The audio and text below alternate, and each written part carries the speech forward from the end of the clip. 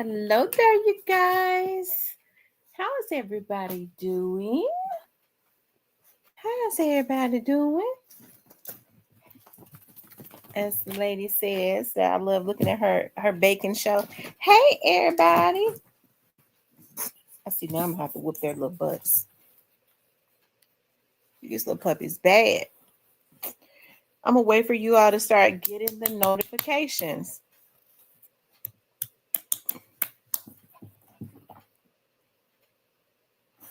Hey, Diane.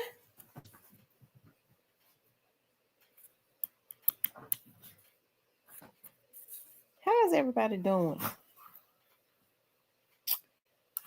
I went and got my toes done today. I can't get my nails done until after I go to the dermatologist. Y'all know those nails broke my hands out.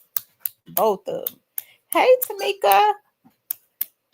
Are you my cousin? Tamika Jones, my cousin. Hey, Ashley. Hey, Checkmate. Thank you for being the number one. Diane, number two. But of course, Diane is my number one girl. That's my sister. Shan, Ashley, Your Choice Towing, Positive Vibes, Simeon White, Keita, Miss Nelly, Rita. Did I say Rita? Kenny Adams. I got a cousin named Tamika Jones. We call her Mika. Hey, Tequila. I got a cousin named Tequila. Kenny Adams, Rita Wilson. I'm just waiting on everybody to come in. Hey, Miss Crystal. Ashley. Joy Loves God. Shout out to my moderators. My moderators absolutely rock.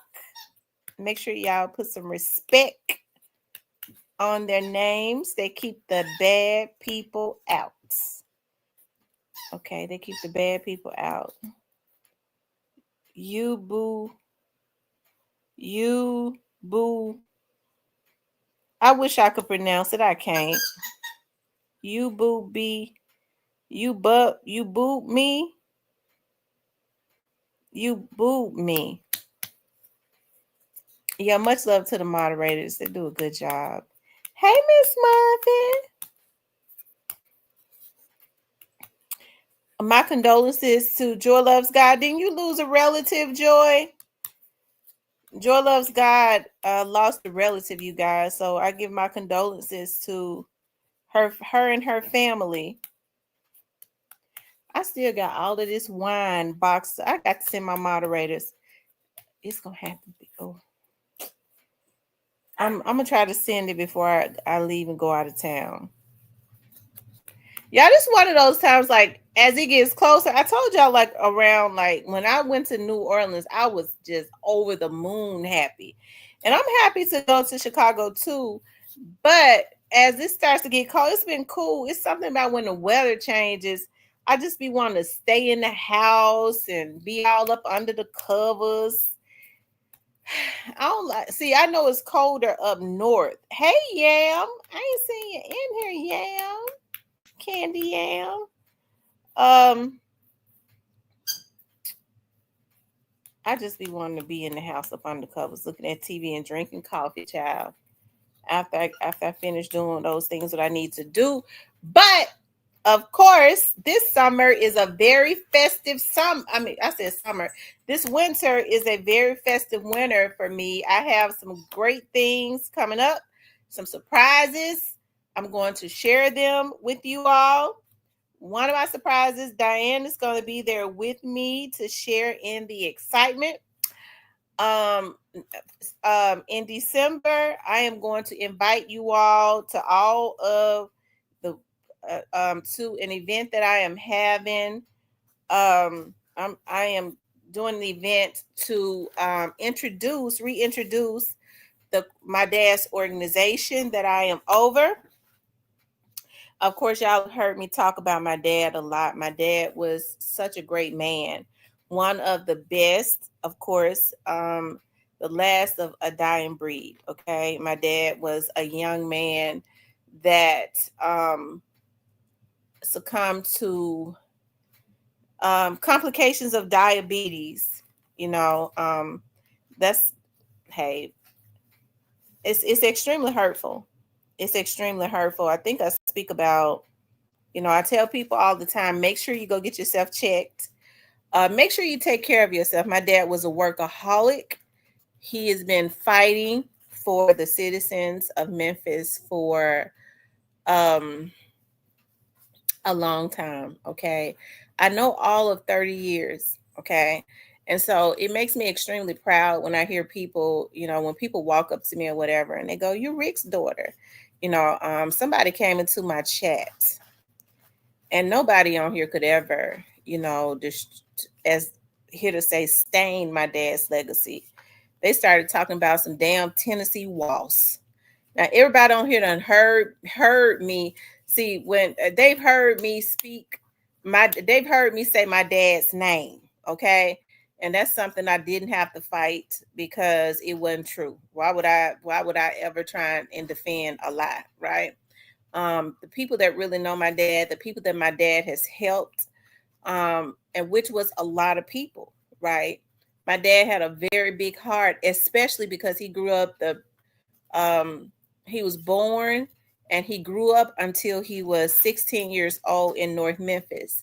And so that's why every Thanksgiving, when Miss Gurley's just closed, Miss Gurley's was closed on Sundays. So my dad would pay Miss Gurley's restaurant to open up on Sundays, right? And feed the whole community. And one of the things that my dad used to do was, and I'm glad that he did it, when he would give them, everybody in the community, Thanksgiving dinner, because he knew it was homeless people that wouldn't have anything to eat. There were people that didn't have money to pay for Thanksgiving, so everybody could come there and get a plate. Okay. And one of the things that my dad did, and I'm glad that he did, he what he started seeing was when he would send out notices to the churches to bring their people, those that didn't have rides, if they could bus them there, especially the seniors. My dad had a heart for seniors, right? And so what my dad would do, so what the preachers some of the preachers would start doing was they would show up with them and their families to get plates, right? Because he would always do it the Sunday, have Miss Gurley's to open up on a Sunday, the Sunday before Thanksgiving, before their Thursday. And so there were preachers that were showing up with their families, but they were not using their buses to bring the elderly people or to come and get plates and take it to the elderly people. My dad started calling them out, and I'm glad that he did. How are you going to come up and show up in your Mercedes with your family, or your Escalade with your family, and get a free plate, but you're not getting plates and having your bus drivers or whatever to take it to the seniors or busing your seniors there? That's something my dad did all the way up until he retired. Shout out to my daddy, one of the best to ever do it, okay? He ain't never been caught up in no scandals. As a matter of fact, my dad's damn name wasn't no Roscoe Dixon. My dad's name was Rick Thompson. Look up Tennessee Waltz and see if you see Rick Thompson. When you look on there, if you see, you ain't gonna see a man that looks like me. I proudly showed my dad, okay? The last of a dying breed. I love him to death. Was unbought and unbossed. You got people selling out in a day and time. You got people selling out for a nickel. My dad used to say, these Negroes 2 for a penny. It's a damn shame what they do, how they sell out their community. You're 2 for a penny. That means you ain't no earthly good at all, okay? I miss him being on TV with me and on the radio. Rest in peace to the best to ever do it, Rick Thompson. That's my motherfucking daddy, okay? He did that. All right? Excuse my vulgarness, but I'm from out of South Memphis, okay? Sometimes it comes up and comes out. He was a beast. Okay, and the people remember him, and I plan to continue. I got somebody working on a new logo right now, because even though Miss Crenshaw, okay, we're keeping her legacy alive, my damn daddy got to go up on that logo too, because he has passed on, and I got to keep his legacy going. He did a lot for the community. Okay, he did a lot for the community, and I gotta go and retain some lawyers for that nonprofit. But thank God my dad had worked with a lawyer with Miss Debbie and them who were his lawyers that they had kept retained. And of course, I'm gonna see if they'll help a sister because they did love my dad. You know, he kept them hired because they had to fight for the people. Kept them retained rather because they had to fight for the people. But I'm gonna see if I can. I'm gonna see how much they'll charge me to be retained, child. And we just gonna be praying because this is the season coming up where I'll be busy a lot writing up grants to make sure that we can do some things. Miss Crenshaw lived on Vance. And before my dad passed, he had gone to this church to try and get her land because he was going to build the museum verbatim the way Miss Crenshaw's house was on Vance. And the church, the preacher thought my dad was a damn fool.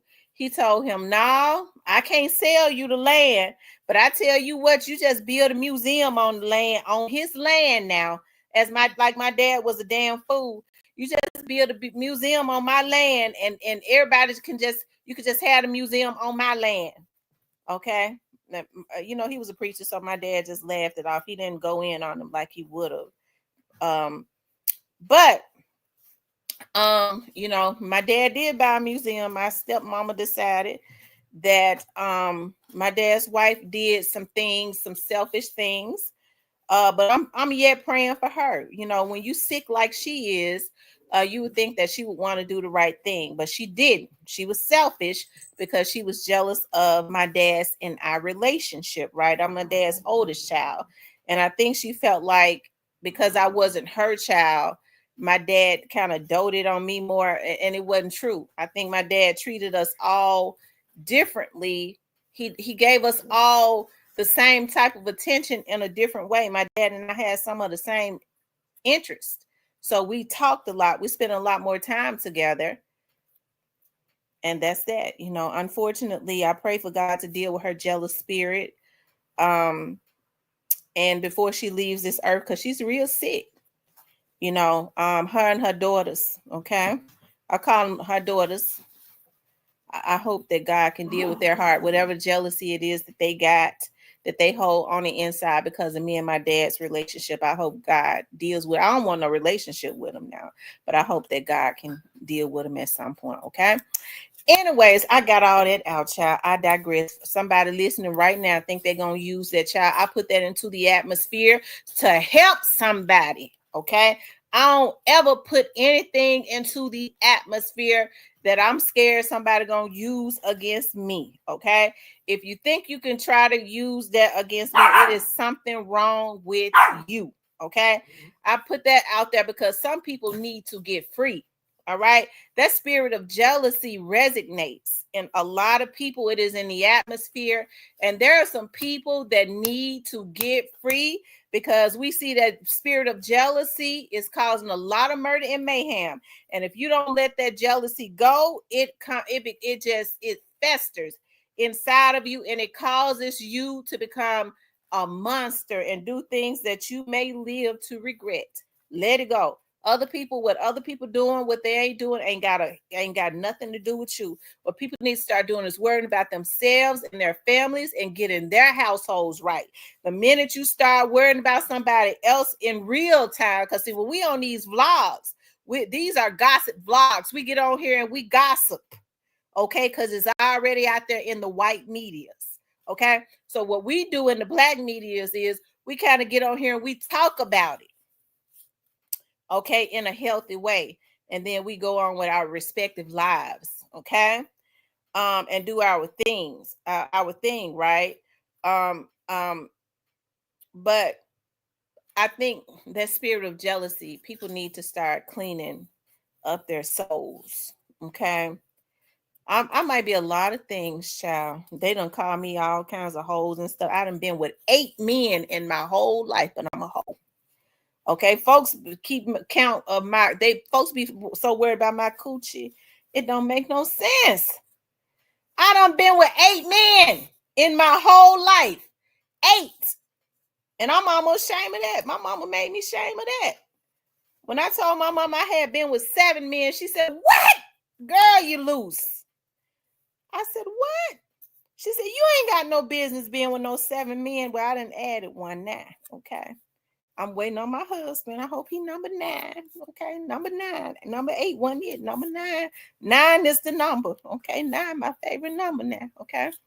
Anyways, you guys, y'all, I wanted to talk about Hernandez Govan did a interview with Vlad. Okay.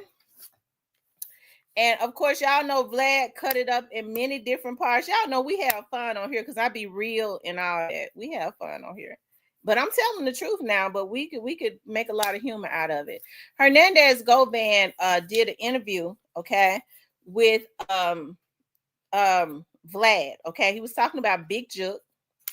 And of course, I want to also talk about the officers in Tyree Nichols case and the folks done been stealing the money, y'all, in Memphis in the re-entry program. And I'm trying to understand, how was they able to steal over $1 million and nobody knew about it? Okay.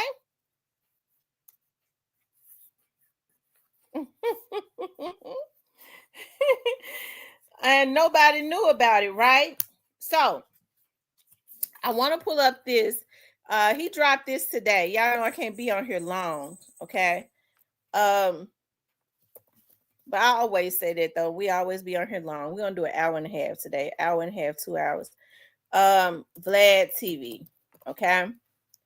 I don't know if this is the last interview, but Vlad has been dropping them in segments. Okay. He also talked about Yo Gotti paying. I didn't see this. This dropped yesterday. Let's look at the first one when he talks about Yo Gotti paying for his lawyers, and then we're gonna look at this and talk about what his statement. When he talked about when he found out that Big Jook had unfortunately lost his life, right? Because y'all know I don't be disrespectful to people losing their lives, right? Okay, shout out to. Okay, so here you are dealing with the grief of losing your daughter, and 2 months later, in November of 2022, the Shelby County grand jury indicted you on first-degree murder, attempted first-degree murder, and conspiracy charges. They claim that you were the organizer of young Dolph's murder. When you heard this, what went through your head? I had to pinch myself. Yeah, I thought it was a dream because I knew that was just not true. And when I actually heard about it, well, I didn't hear about it. I felt it. I was leaving my home one day and they followed me and pulled up to the neighborhood car wash and just arrested me and told me I was indicted for murder.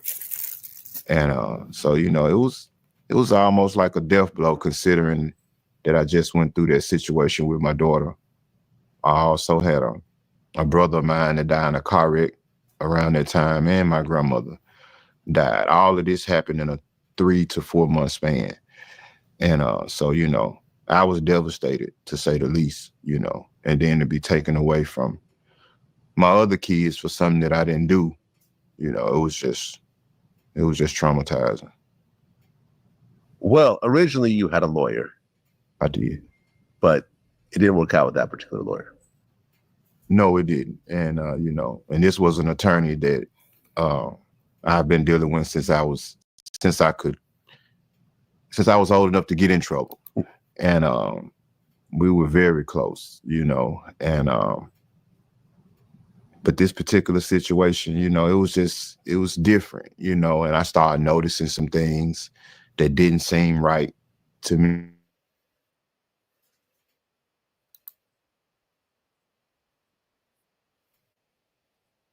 Were being monitored, but I was calling home to my family and I was just stressing the fact that I needed another attorney, and not just any attorney. And at first, I told y'all. I didn't know everything verbatim, but I told y'all his fiance had ended up reaching out to me, and I ain't mad because I'm the best now. But that was at the time, that was before I started doing investigative work for the feds. But she reached out to me when I was still taking private cases. She didn't tell me. Let me just make this clear. We didn't get the opportunity because she was ready to meet me. Okay. Because I told her it wasn't gonna be cheap now. Before she ever even told me who it was, she was like, I want to, meet with you. And I was already paranoid. And then I don't know, something told me that it had something to do with this young dog's case. Okay, when the young lady reached out to me, she was real nice and stuff. And so I think Bill Massey was his attorney. And if I can remember correctly, I didn't talk about it when the case was going on because that was unprofessional, as it relates to me, even though I was never retained. But I didn't take the case, but if my memory serves me correctly, they had appointed him a private investigator, and I think she was telling me they didn't know who the private investigator was. The private investigator that the courts had appointed, they didn't know who it was. They weren't doing what they were supposed to do or something like that, and they was trying to retain their own private investigator. And when she talked to me, she was like, let's meet. And I was like, well, wait a minute. That spooked me immediately. Before I had them check into it. They said it was legit. It was legit. It turned out to be legit, but it just kind of, I had not given her that $4,000 price yet. And then I believe when I did say it, she said, okay, where can I meet you at the pay? I said, oh, hell no, they're trying to set me up. Okay. But it ended up being legit. Everybody, they looked into it. She was legit. She was just trying to help her fiance out. Okay. I was the best, but I just got to be honest. I was not going to take that case, number one, because I was already vlogging on that case. Number two, I already at that point had an opinion about it. So I'm not going to take money. And I already had gotten, I had already gotten information from I just wasn't going to do that. You know what I mean? I didn't want the discovery. I didn't want any of it. I'm a professional for real. I just didn't take the case. Okay. And I don't know who they got after that, but I digress. Thank you, Tamika, for the $2 super sticker. Family was dead set against me because they knew the relationship that I had with this particular attorney. And, so when I started voicing the issues that I was having and finally convinced them that I needed another attorney or whatever. And so we started reaching out. I had 3 attorneys on my list that I wanted to reach out to. And Manny was one of them. Right. Manny Aurora, yes, sir. Who is from Atlanta and has represented Lil Durk, Gucci Mane, Pac-Man Jones, and many others. Correct. Yes, sir. Well, what everyone started saying when suddenly you had this high-powered attorney was, well, Yo Gotti's probably paying for this attorney. That's not true. Yo Gotti or no one from CMG ever gave me a dime on my attorneys or anything related to this case. Actually, Manny came out of pocket himself after all of my resources and stuff were drained, or whatever, because this was a very high profile case. And it took a lot. Private investigators, not to mention the first attorney that I paid $25,000 to out of my pocket. And then, fast forward to Manny Aurora. So when I got to Manny, my resources were limited, but he didn't hold that against me. When my resources ran out, he stuck with me. You're going to get a whooping now. And all right, let's listen to the interview that he did. I just told y'all, he mentioned that he needed private investigators. I don't know the nature, and even if she had told me why they needed what they needed, I wouldn't say on here, of course. Even though I wasn't retained, but I don't. We never got to that point. Okay, we never even got to that point. So I don't know what they needed in a private investigator. Okay, I don't really know what they needed. Or what I said. Well, I don't know what they had for private investigators to do, but I mean, I don't be trying to toot my own horn, but toot, I'm the best around these parts. Okay. What the young dog say? I do's this, okay? But y'all, they wore me out. I had to go on to the feds and just leave me alone. Because I was tired. All right, you guys. Let's look at the other one.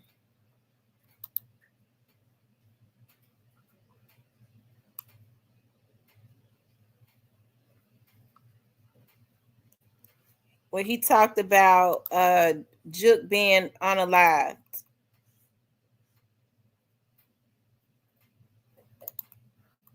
Now this one dropped today.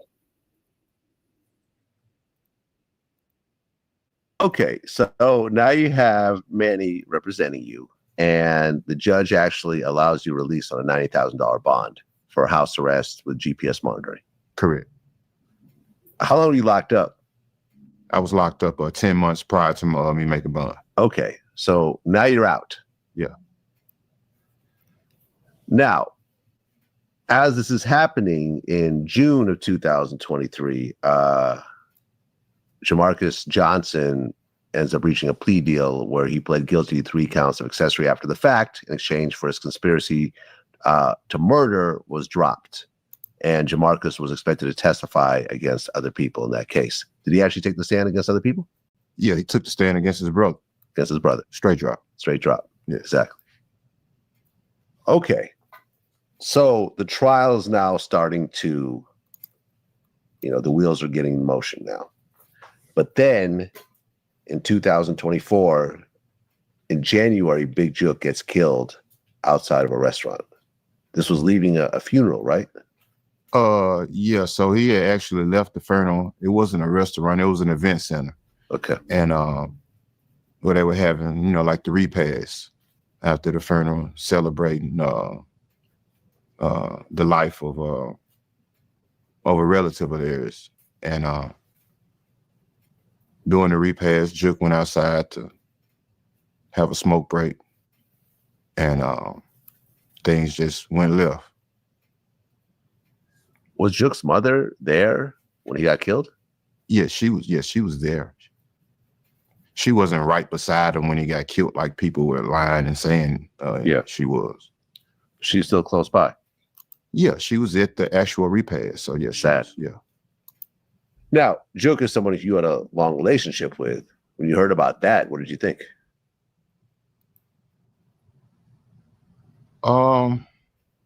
The environment I come from, you kind of, it's crazy this might sound, you get kind of numb to death.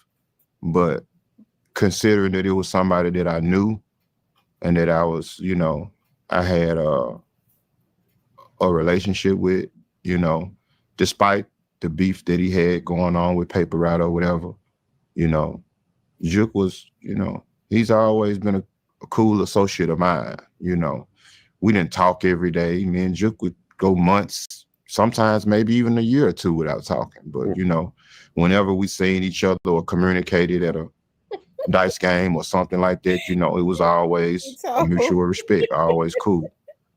Well, I did some research, and it doesn't seem like whoever killed Big Juke has been charged. No. So it's still an open case? Yes, it's still an open case. And, the streets know. And I'm sure if the streets know, the police know. For whatever reason, they're not taking the initiative like they do in other cases. Okay. So did the prosecution intend on charging Big Juke for the Young Dolph murder? Because later on, Juke is sort of involved in this whole case that, you're now in at the time? Well, in my opinion, like, how do they charge you but not him? How do you get indicted but Jook is still walking around? I don't get that part. In my opinion, if they wanted to charge him, they could have. The same evidence that they said they had against me included Jook. They had against Jook, right, if not more. Exactly. I think I was singled out because maybe they knew I didn't have the resources that Jook had. Oh, because his brother's Gotti. Correct. And so, you know, with that being said, I think that the plan was to arrest me and to try to put the squeeze on me and, you know, I guess develop or help materialize whatever they were trying to do.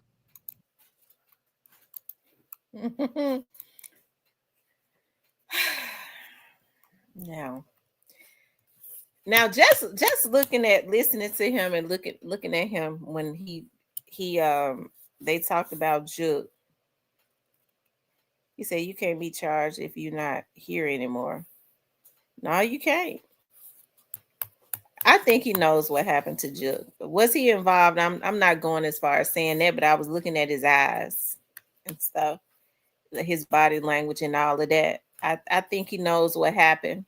But of course, he said the streets do know. He is in the streets. And it seemed like to me the street dudes do know, because when I went live, when they told me Jook had first gotten killed, it was some street dudes. One is a rapper that came into the chat, and the first thing he said was, T, it didn't have nothing to do with Young Boss case.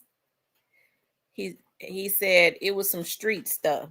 And I almost want to say he might have said the names of the people that did it. I think if he did, I don't remember. Y'all don't sit no hiss at me, because I promise to God I don't remember nothing. I be forgetting as soon as people tell me I have so much going on.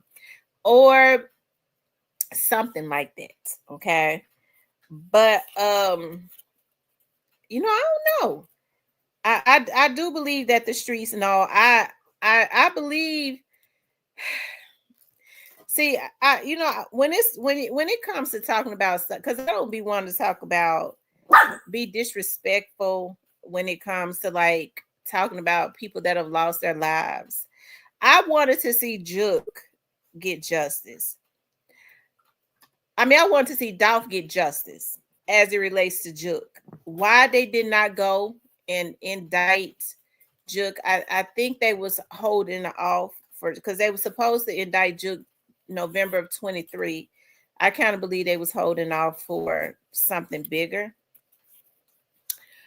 But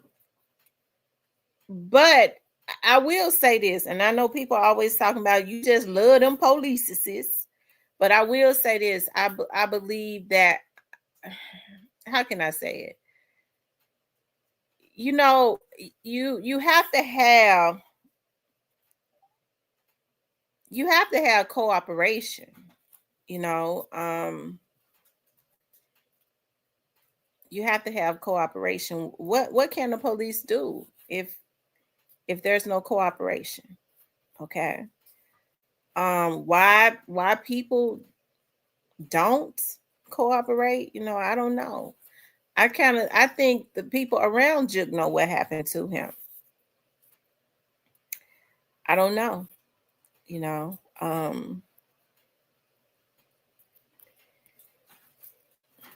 don't know.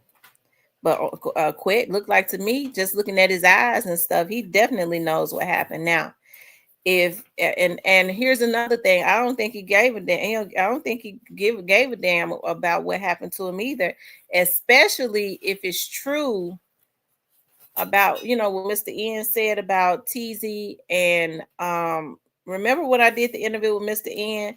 Mr. N says TZ and Jook got together and decided that they was going to put everything on Quit. Now that's what Mr. N said. The allegedly TZ and Jook gave statements, and they pushed everything down to Quit. I mean, that's allegedly. Now, if that's true, then they still got the statements, but both of them gone. Rest in peace to TZ, rest in peace to Jook. So I don't know. We don't know. They both dead. So if they did that. Teresa said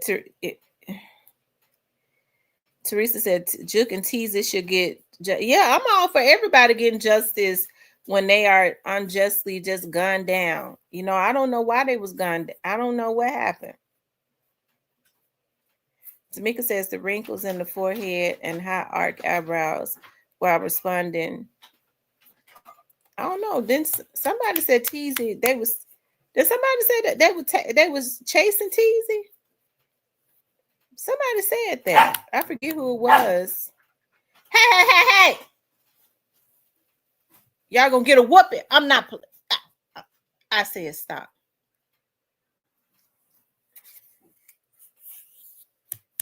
I don't know. People say so much stuff. I be forgetting. But somebody said they was chasing Teasy. Whoever it was. I don't know. Because I kind of watched when Teasy's girlfriend, I forget where that came from. They say they was chasing Teasy. It could have just been a rumor, or somebody might have put it in the chat or something. I don't know. And the young lady that Teasy was going with, I used to watch her page, and she was very emotional. I'm talking about not the baby mama, but the girlfriend. And she said Teasy was living with her, and she said Teasy was sitting over. Allegedly, he would FaceTime her to show her that he was sitting over there by that church. She said he FaceTimed her to prove to her that he was sitting where he said he would be sitting. So was he sitting there waiting on somebody? So it's confusing. I kind of believe the police know what happened to Teasy. I mean, because allegedly Teasy had been living more in Atlanta, and somebody got him back in Memphis. I don't know how true that is either. You know, it just be so much stuff put out there. You never know.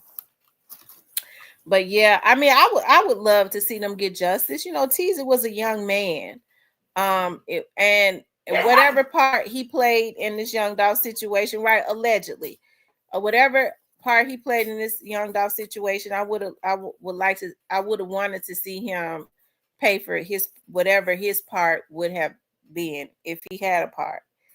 And I don't see how he couldn't. And allegedly, he was the gang leader.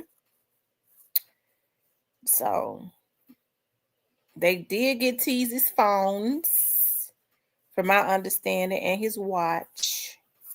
I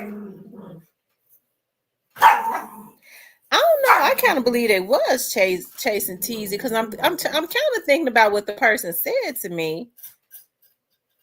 Because I remember saying, you think they chased him? And the person said, I don't think. That's a fact. They was chasing him. I'm almost sure the person told me that. That's a fact. They was chasing him. You know, I'm sure it's a lot of people over there in the Orange Mountain area. You never know what the police have. It's really weird. I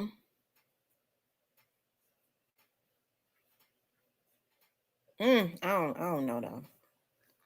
I don't know.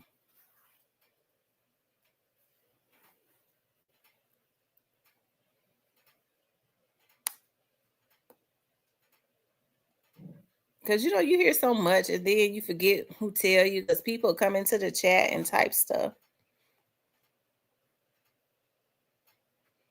Diane says something right, because I remember that young lady typing that he FaceTimed her to prove to her that he was sitting right there by that church, you know, to prove to her he was where he said that he was at. I guess, you know, to prove to her he wasn't cheating on her or something like that. So was he sitting there waiting on somebody?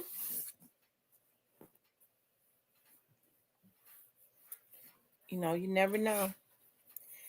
T's been passed away for how long now? 2 years.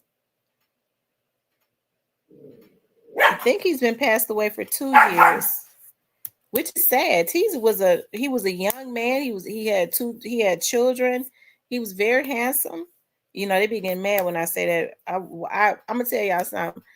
I think you should tell these young men when you're older, without a lustful eye, that, you know, because a lot of them have self-esteem issues. He was a handsome young man. You know, I hate they got involved in that situation with young Dolph, with setting young Dolph up. I really do, because I do believe Teasy was involved. Yeah, he was. He was handsome. I do believe that Teasy was involved. I don't believe that his death had anything to do with it. I don't believe that Paper Route did anything to Teasy. Teasy, if it was true what that young lady said, Teasy was there, might have been wherever he was waiting on somebody. Then the person said they was chasing him. I don't know. That's one for the police, but believe it or not, y'all, I kind of think the police know what happened with him. That's why I think they know what happened with him. I think they know what happened with Juke. And I know they know they know what happened with Jeremiah Taylor. I know they know what happened with him. I don't know why ain't nothing been done in that. So that's why I think it's just something brewing for something way bigger. Who knows? Anyways, I tell you, I can't understand. You know, it's really sad when all of this stuff happened, you all. Brother Dwayne, I don't know. I thought I would, you know, I don't even speak about it no more, because I remember when I was told that Juke was supposed to be indicted in November 23. Then early part of this year, I thought that something was getting ready to happen in Jeremiah Taylor's case, where some people was getting ready to get got. That's why I say I don't know. I think it's something, maybe it's something bigger going on. But I don't see anything good about allowing killers to stay on the street. These people lost their damn minds trying to kill any and everybody. They want a young dog gone because they, for money, I guess. And then everybody started. It seemed like to me everybody just started dropping. Were they taking each other out? I don't know. People go to work every day and don't do their job. Some people just show up for a direct deposit. That's true.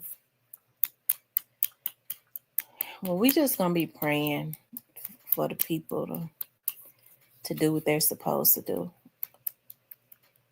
in whatever capacity that is.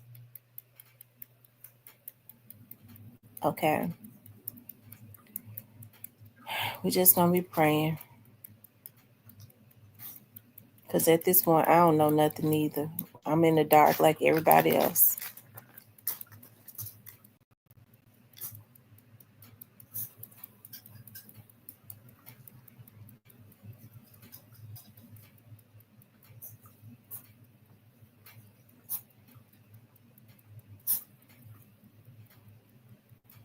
I think it's one thing to know something, and it's another. It's not what you know, it's what you can prove.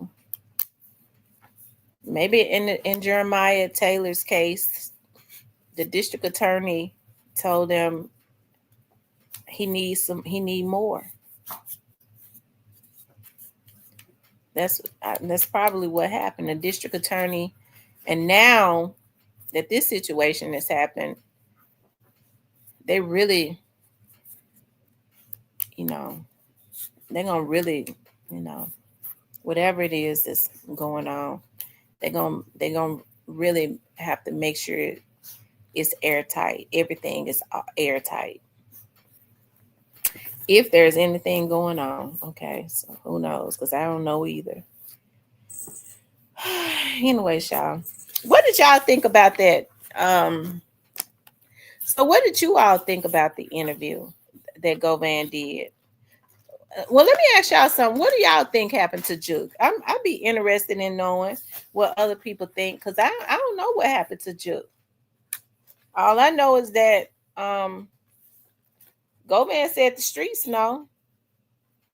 And I do believe that the streets know, because them folks was coming into my live saying it, that it was street stuff.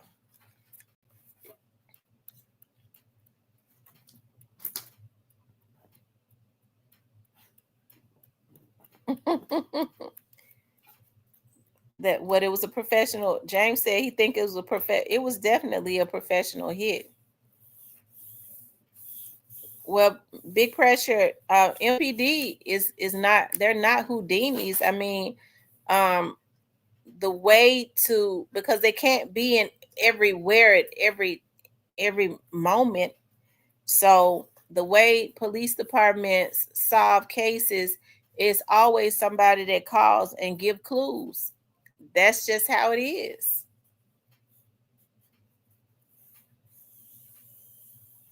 That's how they start to collect their evidence and stuff like that. People give them clues, people tell them things, and then they start digging into it. I think what they need to do is they need to open up a cold case unit and bring back a lot of the veterans that have retired and let them work some of those cold cases. Because they got a lot of new investigators now that's still kind of wet behind the ear. Because a lot of the veteran investigators have been promoted and a lot of them are retiring. I think the same person that killed Teasy had something related to Juke, because they both were shot in the face. Well, they get those face shots to make sure that they kill them.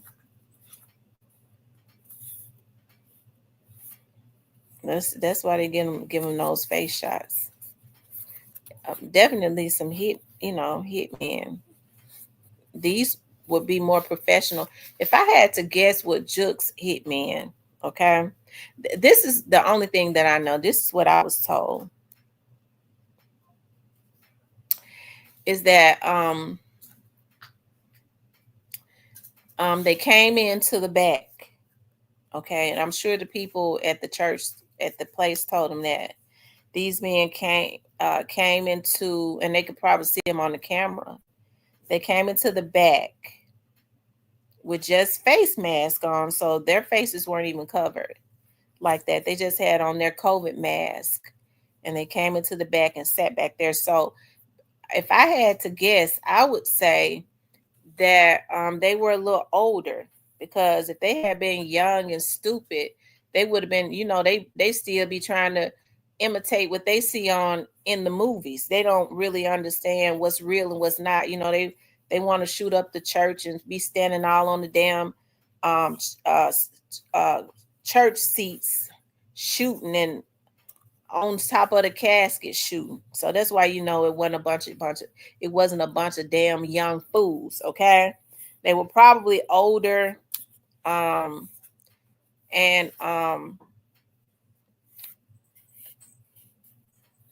more professional. We could see that. But then somebody had said that they don't think. Somebody said they don't think that the guys that came and sat in the back with the mask on were the ones that shot him. They think they came in to make sure he was in there, and then went out and told the people that shot him that he was in there. And then with the white truck, now supposedly now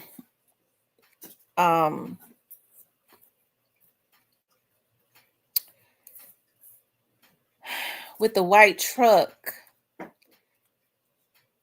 when it went back out into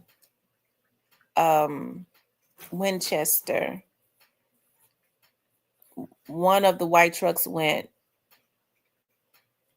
west and the other one went east. So supposedly it was two identical ones, and they separated and went separate ways. That would be professional. Yeah, I could see that. I could see that. So who knows? I'm sure MP, whoever is involved in it, got something up their sleeve as far as trying to put the case together. Jay Dropper said they already got the shooters. They might.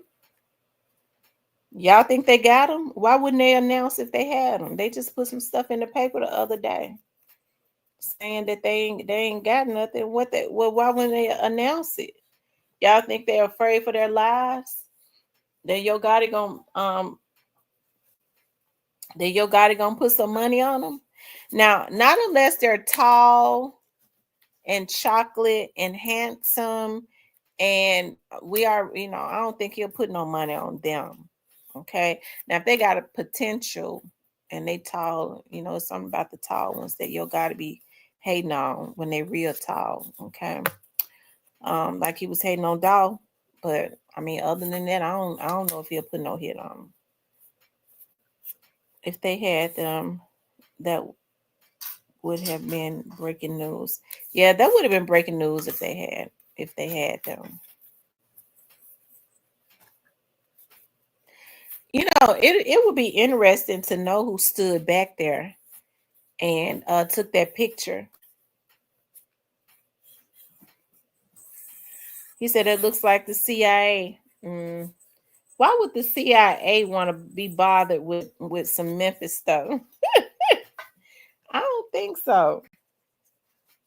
I don't think it was the CIA that killed Juke. No, I don't think it was the CIA. Cornbread goes back to court next month. He has been charged. He's going to go to court, I do believe, to be sentenced. I don't know. I don't, nobody has told me this, but I would think that they ain't finished with Cornbread. I think Cornbread knows, Cornbread probably can solve a lot of murders. So it might be you never know what's going to go on. I'm telling you. I've always told y'all that more people talk than not talk. More people talk than not talk. All that, being not wanting to be a rat or whatever they say. I don't call people rats. I think it's a good thing when you getting bad people off of the street. Right, he hasn't been sentenced yet. And they keep, changing the court date now. I don't know if he's got a lawyer. Somebody said that Cornelius don't have a lawyer. I could check that out. Let me see. I guess CMG is not going to, they're not going to re-retain this lawyer. So they're not going to, that retainers fee ran out. They're not going to re-retain this lawyer because he told,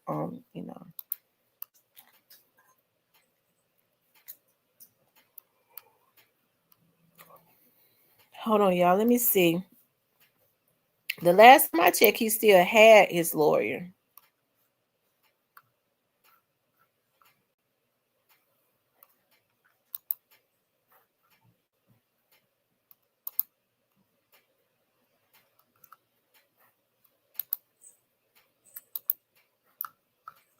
Hold on, y'all.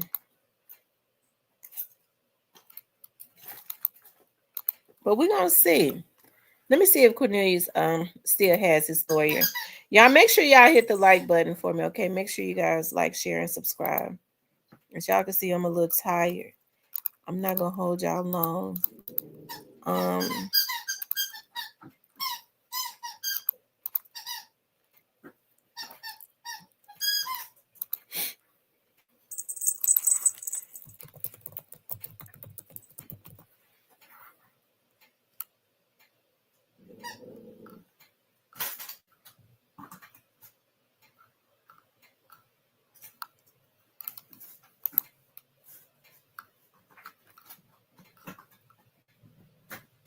Hold on, you all.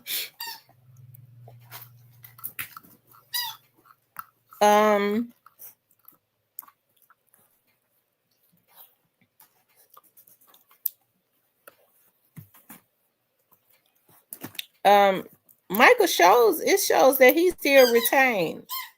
It shows that he's still retained, but he's still retained as of right now. Because if he owed, they don't come to court. Those lawyers are not going to come to court if you owe them. So maybe that's why they had to reschedule. But they said it was reset by attorney, but he might have reset it for whatever reasons. Cornelius did say he was out of town, so I could see, it being reset. And it says report date. It's still not saying that he's scheduled to be. It's still not saying that they're scheduled to sentence him. I don't think they're going to sentence Cornelius right now. I think Cornelius is. And I don't think he's hiding it, that he's going to. It's a lot of unsolved situations around that Orange Mound area. Cornelius probably has seen a lot. So it's going to get ready to be some families that get some peace. Okay. Cornelius was trying to tell y'all something about that Bobby Carter situation. That being in that courtroom at that time was not the proper time to tell it. Okay. And so I really hope that, I really hope that Cornelius is working with the feds rather than MPD. Shout out to MPD. I got a lot of friends over there. I love them. Okay. But I'm just hoping that, and remember now, he did say in Straight Drop's trial that his attorney did tell him to just work with the feds, because Straight Drop attorney said that, remember? So I think the information he gives them will be utilized more. Okay, they know what to do with information. As my dad used to always say, it is, do you know how to process information? What good is to have information if you don't know what to do with it? Okay, so when you get the right information, you need to know what to do with it. Okay, and I think that the federal government knows what to do with whatever information he gives them at this point. Okay. This says call and turn Cornbread in to let them know that he was lying. Oh, Lord. I'm serious. When I hear food, I get food. I believe that Cornelius said, I believe what he said on the stand too. I think Manny did a good job at making him look confused and all of that. They didn't, those rookie prosecutors did not. You're supposed to speak with your witnesses and everything to let them know, to go over their statements that they've already talked about, to let them know. They didn't do research on. You're supposed to study your opponent. They didn't study Manny to see what his practices was, what he did when he was on the stand, how he tricked people up. You're supposed to have your witnesses ready for that. They didn't do that.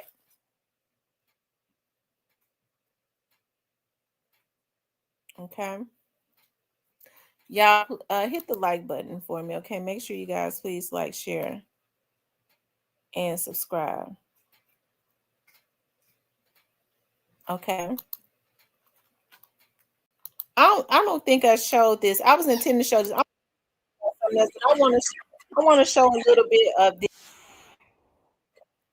High class street music project. How did that come together? I'm on my fourth one, American Gangster. High class street music.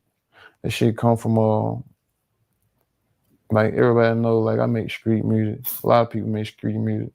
Like people be always trying to tell the difference and shit. Like Memphis, like not Memphis, but just down south music. Like down south, they only rap about this. They only rap about this. They got this sound, that sound, this sound. It sounds so stupid. You feel what I'm saying? Because guess what? Before I was listening, and before the game moved to the south, where is it right now?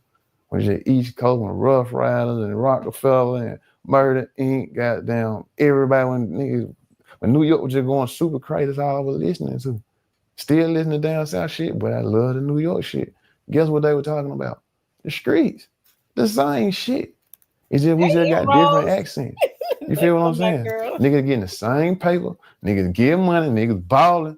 Feel what I'm saying? But we just got Hey, different island accents. girl. You got the East Coast, West Coast, South, Oh boy, Midwest, y'all all is that shit. Yeah. Everybody all from the streets. Go But I on name now. my Go shit on. high class street music, cause like I'm giving niggas the ins and outs, the good shit, bad shit, the real life shit, realistic shit. None of the fairy tale shit. You know what I'm saying? No make believe Ain't shit, no nothing, none of nothing. that. And what's the next project?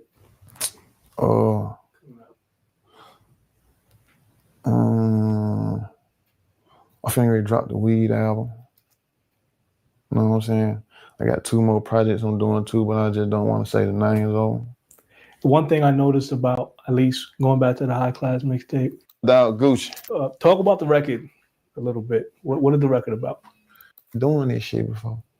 You feel what I'm saying? Like, he know what you doing. He know what it take to get in your position. He know what's up. He know how hard you working. I need you on this record. Easy. You know what I'm saying? Like, relationships.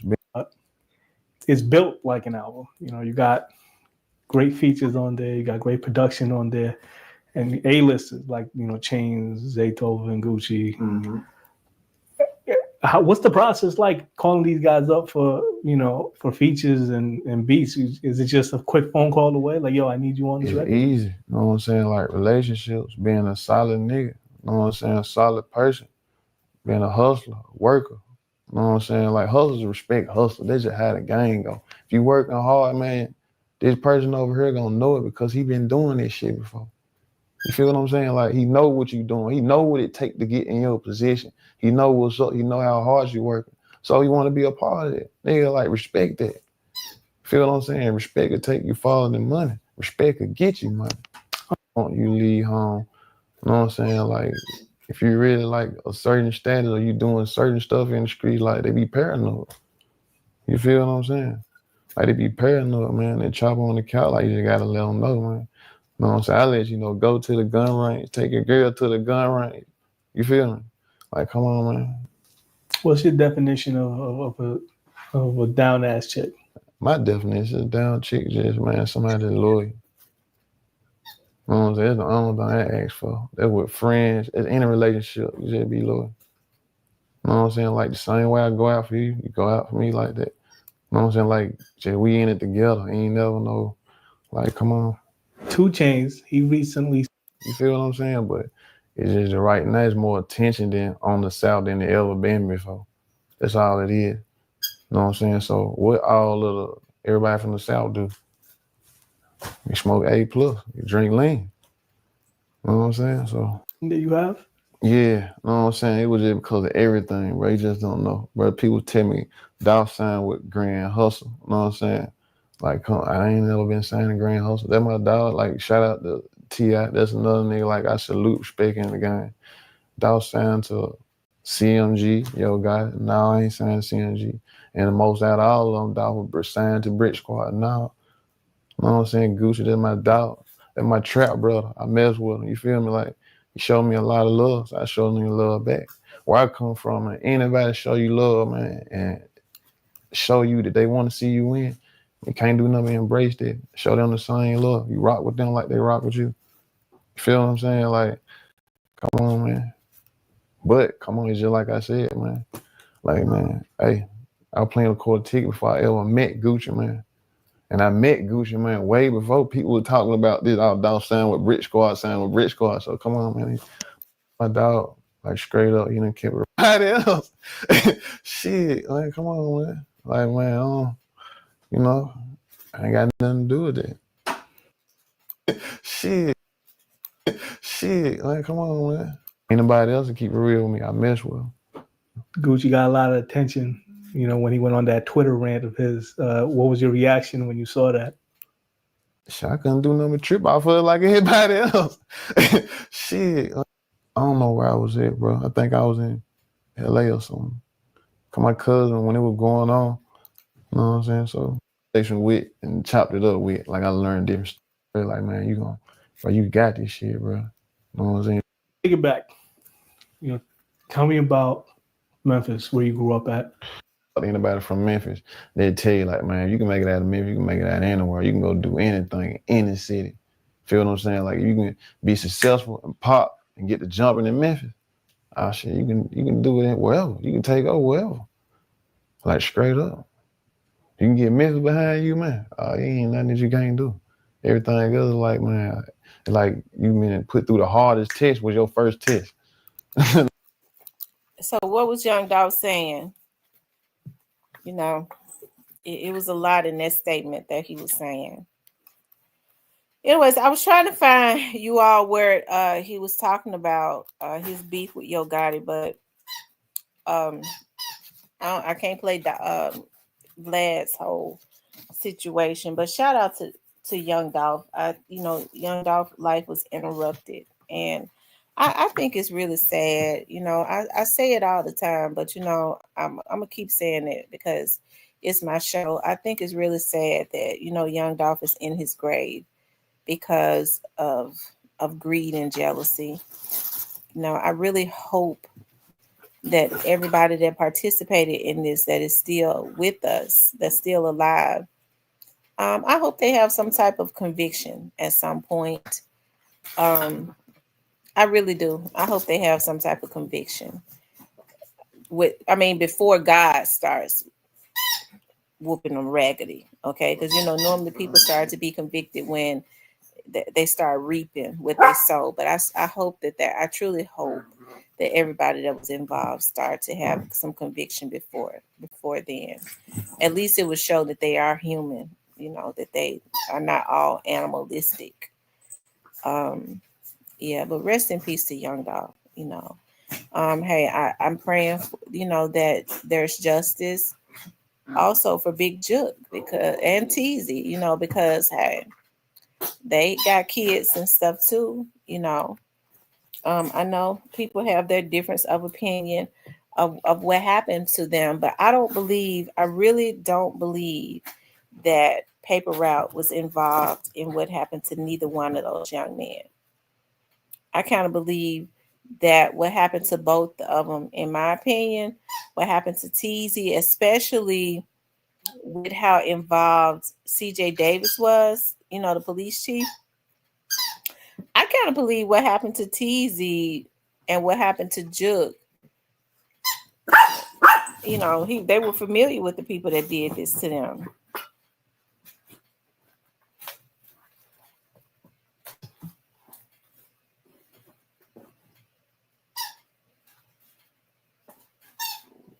So tell my boss when she get out of jail, we still want to get paid. I put that on there. Who are you talking about, boss? Who are you talking about? Who is your boss? Who is Larry?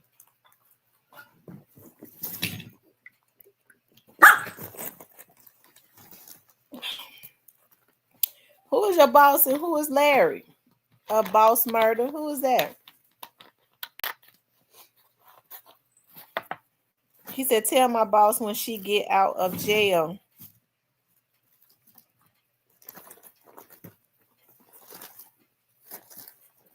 What is that a song? Yeah, is that a song that he's talking about? Y'all know I don't know.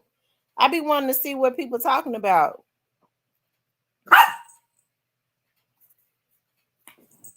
Stop. Boss Murder, was that a song?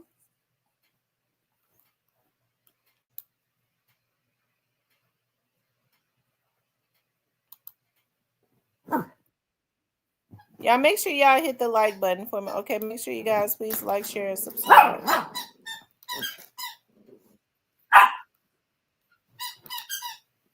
Y'all run the likes up. It's 240 people in here.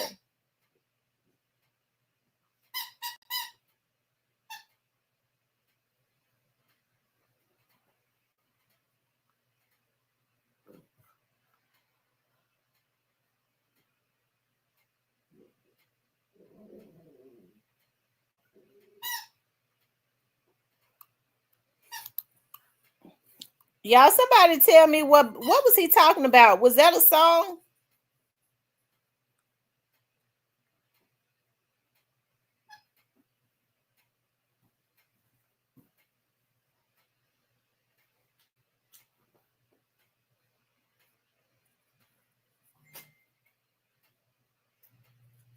They said street justice got juke killers. They said Larry Hoover did so much shit, and I'm not saluting it at all.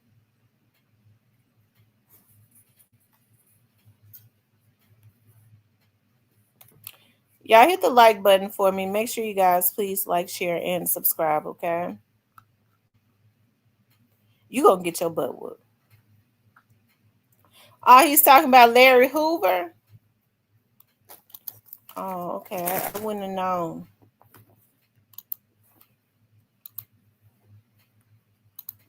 I wonder why somebody come over here in this chat talk about Larry Hoover. They didn't hear me talking about him.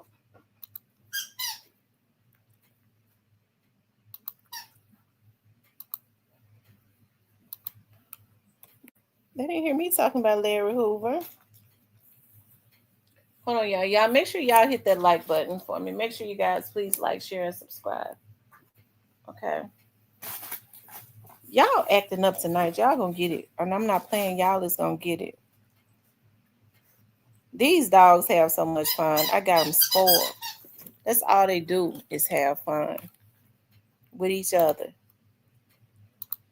Okay, y'all hit that like button for me. Make sure you guys please like, share, and subscribe. Y'all, before I get into my next topic, because I want to talk about some stuff that I saw where the officers in Tyree Nichols' case has gotten the officers in Tyree Nichols' case has gotten they've gotten a retrial or whatever because of some stuff that was going on. Okay, y'all gonna be shocked when y'all hear this. And I wanted to talk about the corruption within the Memphis government, where a man that just got out of federal prison was put into a high position, and he and his wife has stole over $1 million and something. Okay, but let's look at this, y'all. This is interesting with this Tyree Nichols situation, and it kind of goes back. The judge has granted them a new trial, and it kind of goes back to something that I was talking about earlier as it relates to gangs being in police departments. Okay, but you can't do nothing about a person being a gang member, right? They've taken it all the way up to the Supreme Court. Tonight on your news leader, a federal judge has granted a request for a new trial for 3 former Memphis police officers charged in the death of Tyree Nichols, Tadarius Bean, Demetrius Haley, and Justin Smith. Good evening, and thank you for joining us. I'm Stephanie Skurlock. Greg Hurst is off tonight. WREG's chief investigator Jessica Gertler joins us now with more on this breaking story. Jessica, this caught some folks by surprise. It definitely did, Stephanie. We just got the order. The request for the new trial centers around allegations involving the actions of federal district judge Mark Norris. So the defendants claim Judge Norris was communicating with the U.S. Attorney's Office and the FBI outside the courtroom. So here's what we found out from this order. On October 3rd, 2024, officers were convicted in federal court. So 5 days later, Judge Norris's clerk was reportedly shot in the chest. May 30th, Judge Norris meets with an assistant U.S. attorney and the special agent in charge for the FBI office. He wanted to know why the feds weren't working on this case. He believed the shooting of his clerk involved gangs, and one of the defendants was in a gang. He felt MPD was infiltrated by the gangs. June 13th, he recused himself from the case. Although a new judge found no evidence that Judge Norris did anything wrong on the bench, federal judge Cheryl Lippman decided to grant a new trial.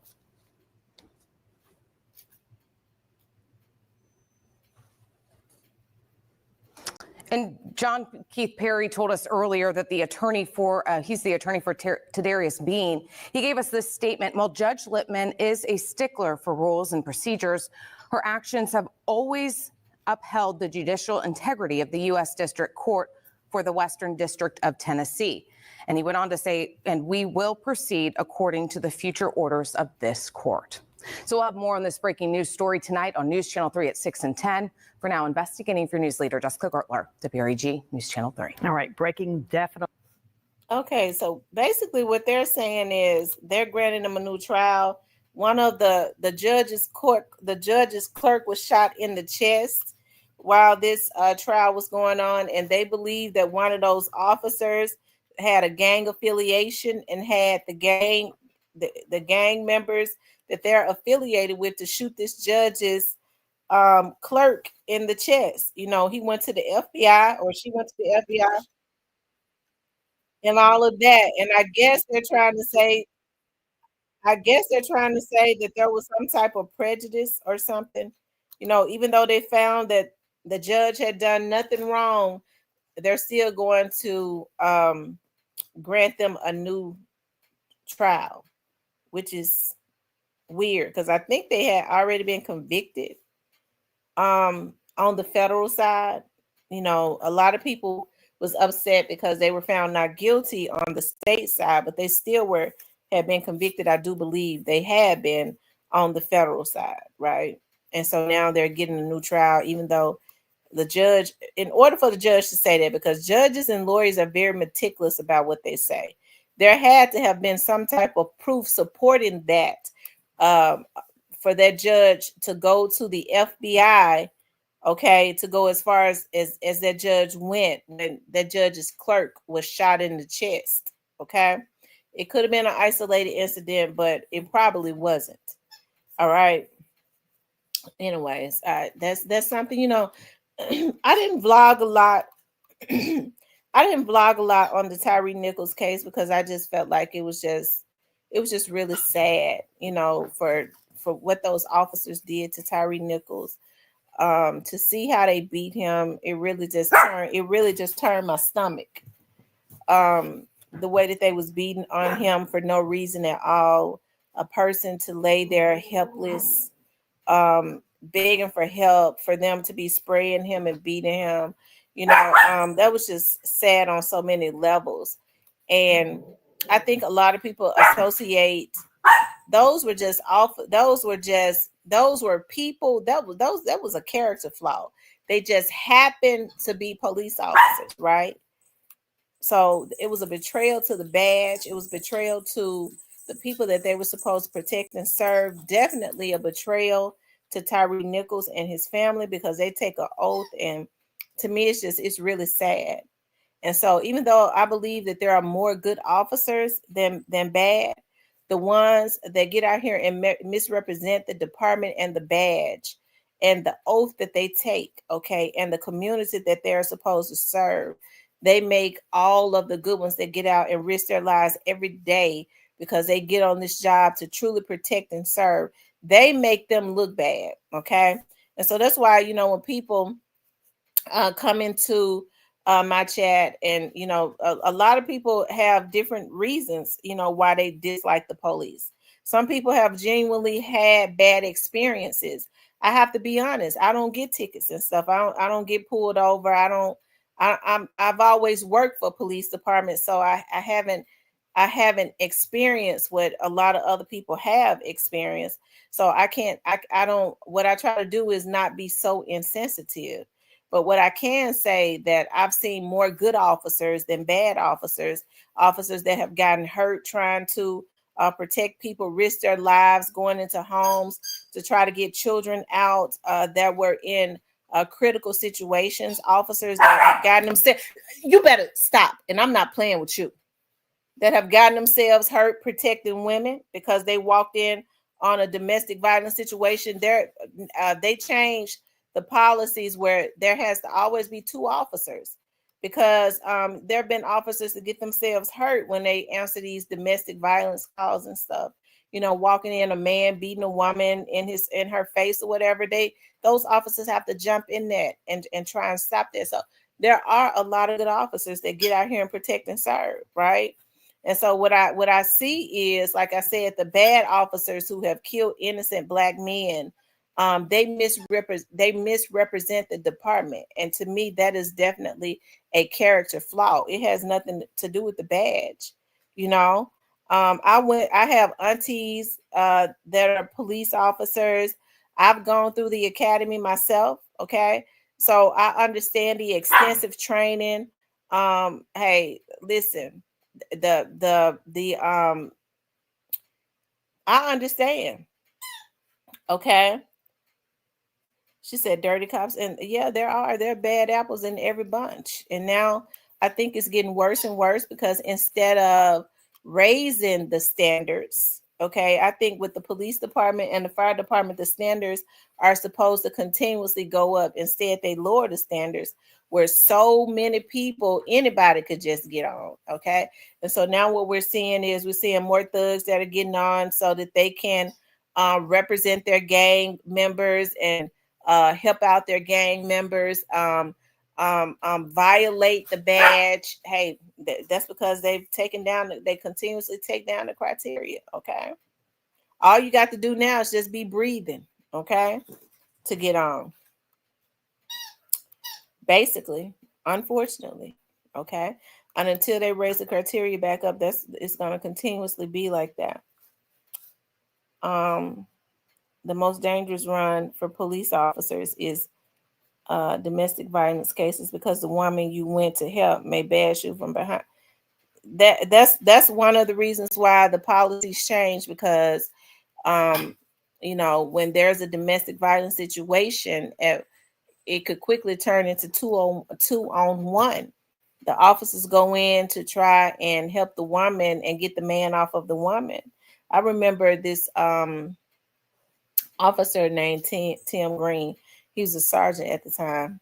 He said he had made a call. I think he used to ride around like the South Memphis area. And he said he had answered a call. And when he got there, the man was beating his girlfriend in the face with a closed fist, just beating her in the face. He said he immediately, when he got in there, Tim and them were in physical shape. Physically, they were in good shape. He said he immediately grabbed the man and pulled him off of the woman. And he said when he was slamming the man down, and see folks, why you got to slam him down? They forget about, I just said that, you know, the man was beating the woman in the damn face. Okay. And Tim said that the lady immediately, when he grabbed the man off of her while he was beating her in the face and slammed him down so that he could put his handcuffs on him, he said she grabbed the knife and said, get up off my motherfucking man like that. So now that's unfortunate. Now that's why it has to be two officers to make the scene of a domestic violence situation, because it quickly turns into 2-on-1. Okay, has to be another officer there to they have to watch each other's backs, right? So like I said, it's a sad thing. You know, I don't give passes. So when people get to talking about, well, we need to get rid of all the police officers, when a person that says that you need to go check their background, they probably got all types of pedophilia and rape charges and stuff on the sexual registry and all of that. Okay, I don't be cutting these Negroes no breaks. Okay, because when they come up in here, you just love the police. I sure do. We need them good police officers. Hell, don't nobody want these pedos that could be able to walk up in their house and take their little girls and put them in trafficking. That's what they be wanting to do. So the next time somebody say we need to overthrow the police department, before you jump on that bandwagon, because folks want to be a part of something so bad they'll jump on any bandwagon without doing the research. Go look at his history. Say, give me your background. Give me your real name so I can go pull your history up. He probably got all types of history, probably longer than popular. Okay? It be the criminals, because they want to be able to terrorize the communities in peace. Okay? That's what they want to do. They want to be able to terrorize the communities in peace. Some of these mamas, I have to get on some of these mothers too, because more homes are single parent homes. You already know Junebug ass ain't never been no damn good. Okay, you know he ain't no good. You just love him because he's your child, but you already know he's standing out on the corner selling dope. He been doing it. She want Junebug to be able to stand out there and sell dope because Junebug paying her light bills and stuff. It's a damn shame how we see parents perpetuate stuff like this. You got fathers sitting up talking about, yeah, my son the gang leader. And then as soon as something happened to him, it's the damn police fault. It's the police fault. We just a product of our environment. We ain't got nobody to help us black folks when you could have started within your own damn household. Okay, I get tired of hearing our community talk about who gonna save us, who gonna be our next leader. You can be your own leader. It starts within your household. It has to start in your household. We're raising the leaders of tomorrow. We are. It get on my nerves so bad when I start hearing people talking about, they're putting these kids on all of these meds and stuff because they ADH or whatever they're supposed to be, when black children have always been extremely smart and before their time. Okay?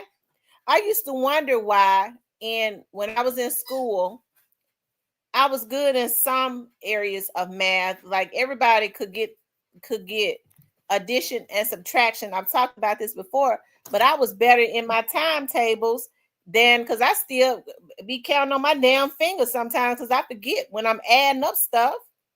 But I was always really good in multiplications, right?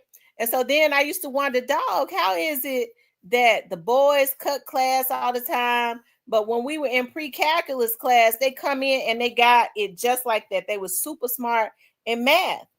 And so then when I started doing my research, I saw that mathematics started over in Africa. So I was like, dog, it's just in our DNA. Like those complicated, like type of problems and stuff. I'm like, they never be in class. They don't do this and that. But when they come to class, they take a test, they acing it. That's because our children and stuff have always been advanced, right?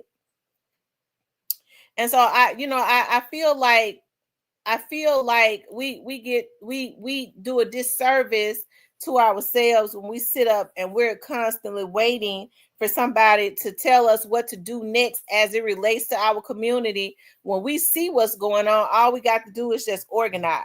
Okay, that's all it takes. It's just organization.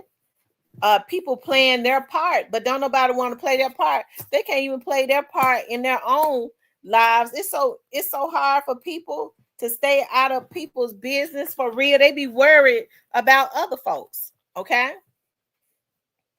So when folks say, well, you get on, hey, I'm not playing with you.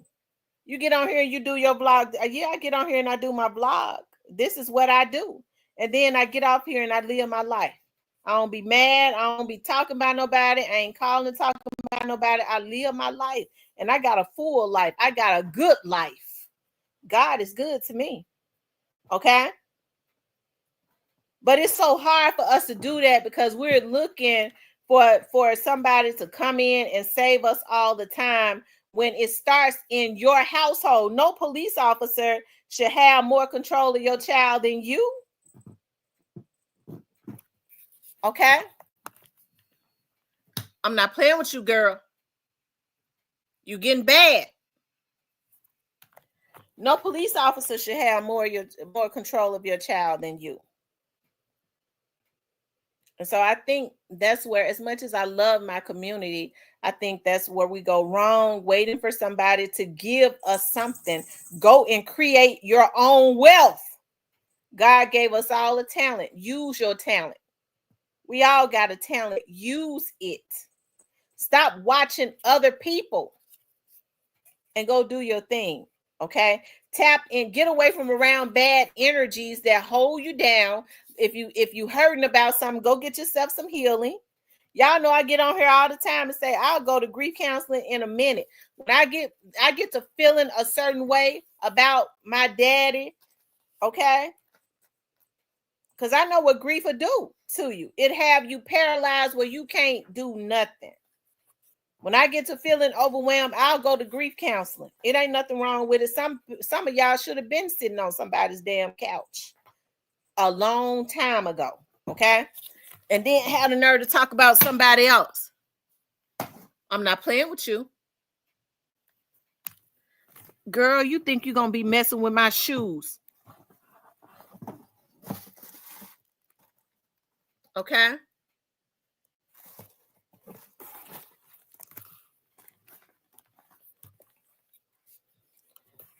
I think it is vital for us adults to be healthy mentally, because our kids are affected by us, okay?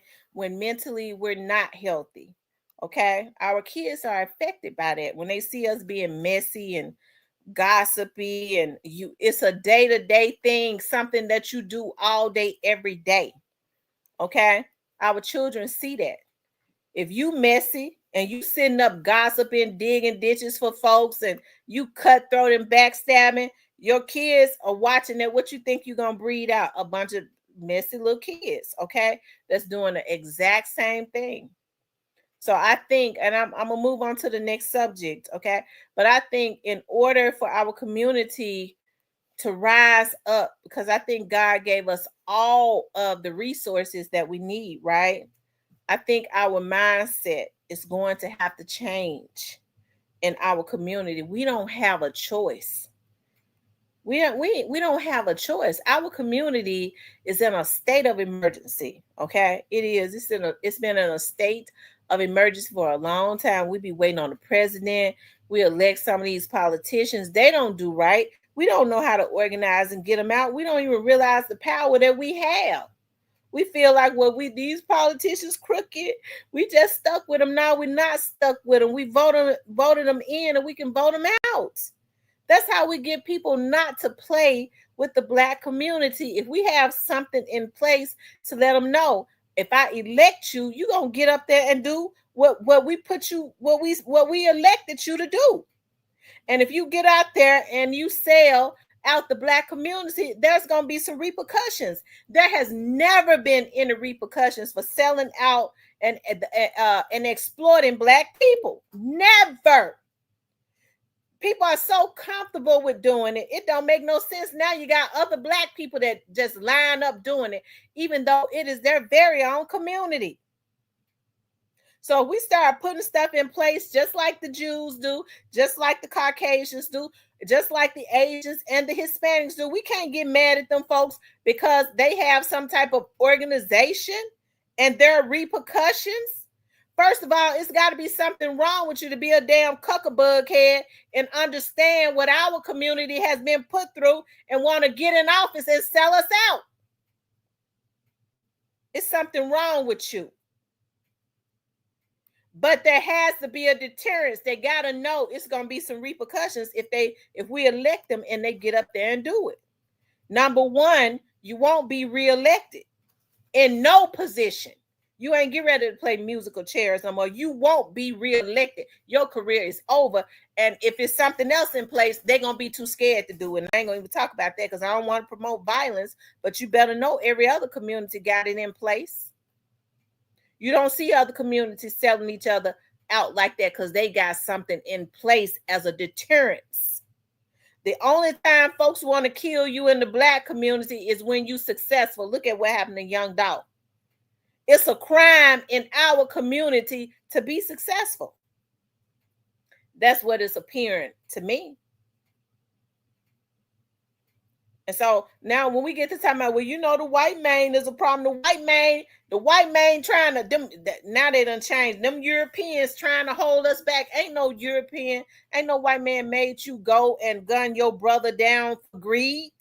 Y'all got together and decided that y'all wanted to take him down because y'all was jealous of your brother or jealous of your sister. Ain't no white person made you do that. Your own deceptive, no good, backstabbing heart made you do it. It's so easy for us to outsource the blame that people don't like nothing real. They don't. Now people are just accustomed to people being fake. Okay, that's the reason why I like to sit by myself all the time. When I find good people, I like to go ahead and chill with them. Okay, but for the most part, I like to chill by myself. I know I ain't got to worry about no knife behind my back when I'm sitting off by myself or with my family and stuff. Okay. Big Pressure says it's definitely a spiritual parenting, family, and community problem that create lack of respect and discipline that will mess up. Y'all know I never thought I would live to see the day where I'm seeing kids fighting their parents back. I never thought that I would live to see the day that I would see, parents that are just totally afraid of their children. It's a darn shame before God. It really is. And that's because there are no boundaries. I mean, you shouldn't be scared of your child. That's supposed to have been, you supposed to nip that in the bud early on. And I definitely wouldn't be, no child gonna be up in my house that I'm afraid of. Okay. That's why they don't have any respect for teachers. That's why women got to be very meticulous about the type of men or the men that they allow up around their children growing up. Their house is like their door is like a revolving door for different men.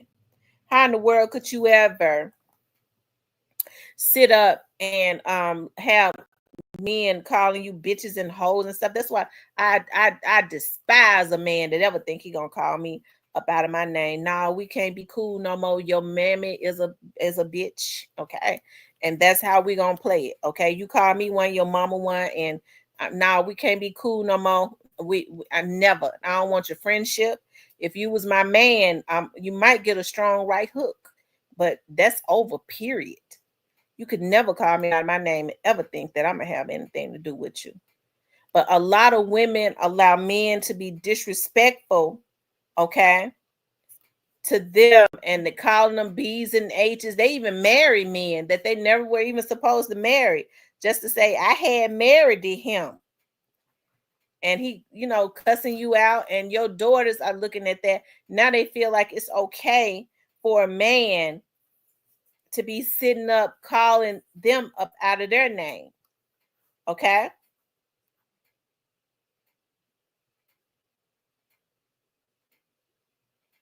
The same thing with young men. They see their fathers beating up on their mothers. They think it's normal for them to be beating up on somebody else's daughter. Okay? Because kids really are a product of their environment. So that's why I say it starts inside of your home. That's why I told y'all, when my daughter first went off to college, I thought it was my fault. She got with an African. And I ain't got nothing against no Africans, but I talk about this because you have to understand, like, the culture of African men are somewhat different as it relates to their women. And so I fought myself because I was always so protective of them. I was just always protective. All the slumber parties was at my house because I was scared for them. They went to one slumber party in their whole life because I never trusted them spending the night at other people's houses. And she went off to college and she got with this African now. She was about 18, 19 years old, and he was supposedly 24 or something like that, but I was looking at his mannerisms. Now, he was a nice looking African too. He was tall and nice looking. I knew he was about 36. Hell, he was just infiltrating because they tell lies about their age. Okay, I'm gonna tell y'all that right now. And but he swear he was 24 on the damn campus at 24. Ass was too old then. And she fell head over heels in love with him, y'all. Oh, she fell head over heels in love with him. I don't know what started going on, but my child started changing. And my mama has always been one of those ones. My mother is a minister, is an evangelist. So my mother has always been one of those ones that like to try to see the good and everything. Well, no, it ain't like that. I said, lady, you is in denial. I said, something is going, no, it ain't like that now. It ain't. That's how it ain't like that. I think you just too hard on him. I said, I know what I'm seeing. And so some things changed, okay? And then she messed around and moved in with him. And that really that almost ran me crazy. Do y'all hear me? It almost ran me crazy. And my daughter started changing. I remember one day I took her to work, and she was working, and she was talking about quitting. She quitting school. Did quit school. And she was working at this little restaurant, and where she was walking up to her job, I remember I bust out the crying as she was walking up to her job. I could see like in her walk that it was something different. It seemed like my child had a tremble. And I said, my baby is shaking. I don't know what the African over there doing to my child, but I'll go to the pits of hell. I went to the pits of hell and looked the devil in the face and took my motherfucking child back. Okay. That's why I don't see how people just throw their kids to the street. And I remember I had a conversation with that African. And he said, I will marry her. I will marry her. At this point, I was real desperate. He said, I will marry her. I marry her. You won't have no control. I'll marry her. I said, yeah, you gonna marry her. Because my mind had told me I got to get real mean with him. I got to get mean and not care about what I do. And that's what I decided. I said, I'm getting ready to fight with the devil this time. My child coming home. I said, yeah. I said, well, I tell you what, this is what's going to happen. When y'all get married, y'all not going to, it ain't going to be nobody. I said, I won't be there. My family won't be there. And your family won't be there either. My family be there. I said, no, your family won't be there because I'm calling ICE. I said, I'm calling ICE. So your family gonna be on the first thing smoking back over there to Africa.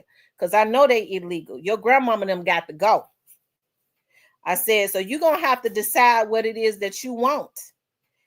You're gonna either leave my child alone, or your mama and your grandmama and your brother and them gonna be on the first thing smoking back to Africa.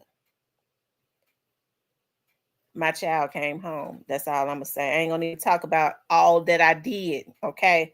Because I got down and dirty with that Negro, okay? I be asking God to forgive me, okay? Lord, I said, God, please forgive me, but I don't know where they moved, so I don't know if ICE got them or not. But I got my baby back, so and all the rest of it don't matter. Now I ask God to forgive me, okay? I'd like to take the elevator to the top floor. I went down to the basement on him. Okay, I don't want to think about that. Anyway, y'all hit that like button, okay? But my point is, I don't even like thinking about. My mama tells me all the time, did you ask God to forgive you? She said, I had to pray for you because I had never seen you be that low down before. I said, God, you're gonna have to do something with my child. I was desperate. Yes, I was. I was desperate, and I got my child back. Okay, he all right. I guess he alive. He ain't dead. Okay. Anyways, you guys, y'all hit that like button for me. Make sure you guys please like, share, and subscribe. Okay, and that's all I'm saying. People have to be more active when it comes to their children. Don't just accept when your kids are in environments that they should not be in. Right? You still are the parent. Nobody's going to have more control over my child than me. And that African sit up and talk about that he going to marry my baby so that I can't have no control. No, I'm getting ready to send everybody back to Africa. I'm gonna have ICE to go and raid the whole damn house.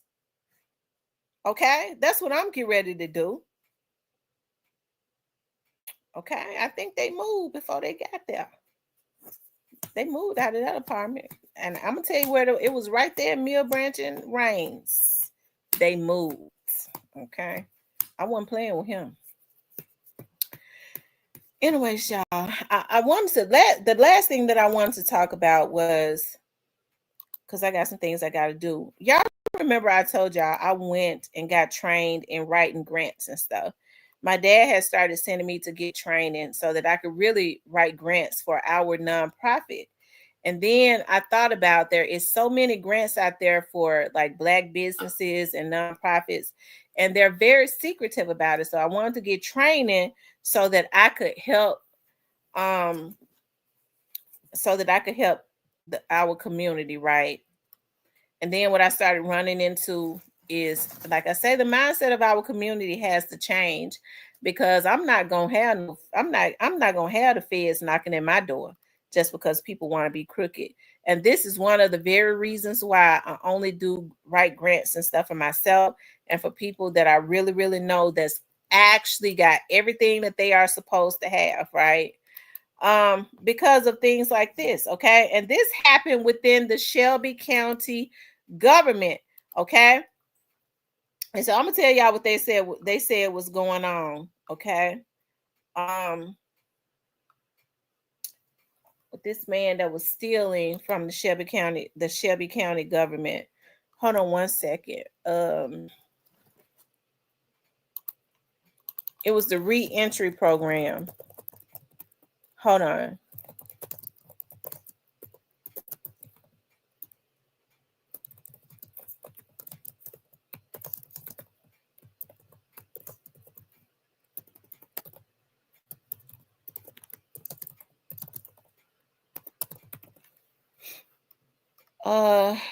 Hold on, y'all.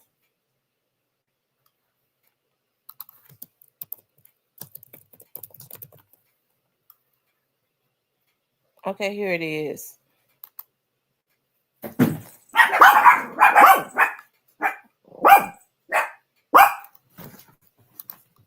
Oh, I'm getting ready to put y'all. That's all right. I'm getting ready to put y'all up. Move.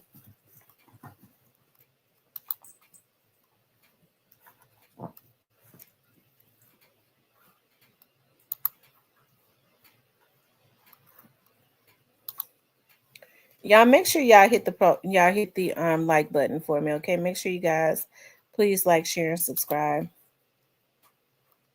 I don't know why I be taking.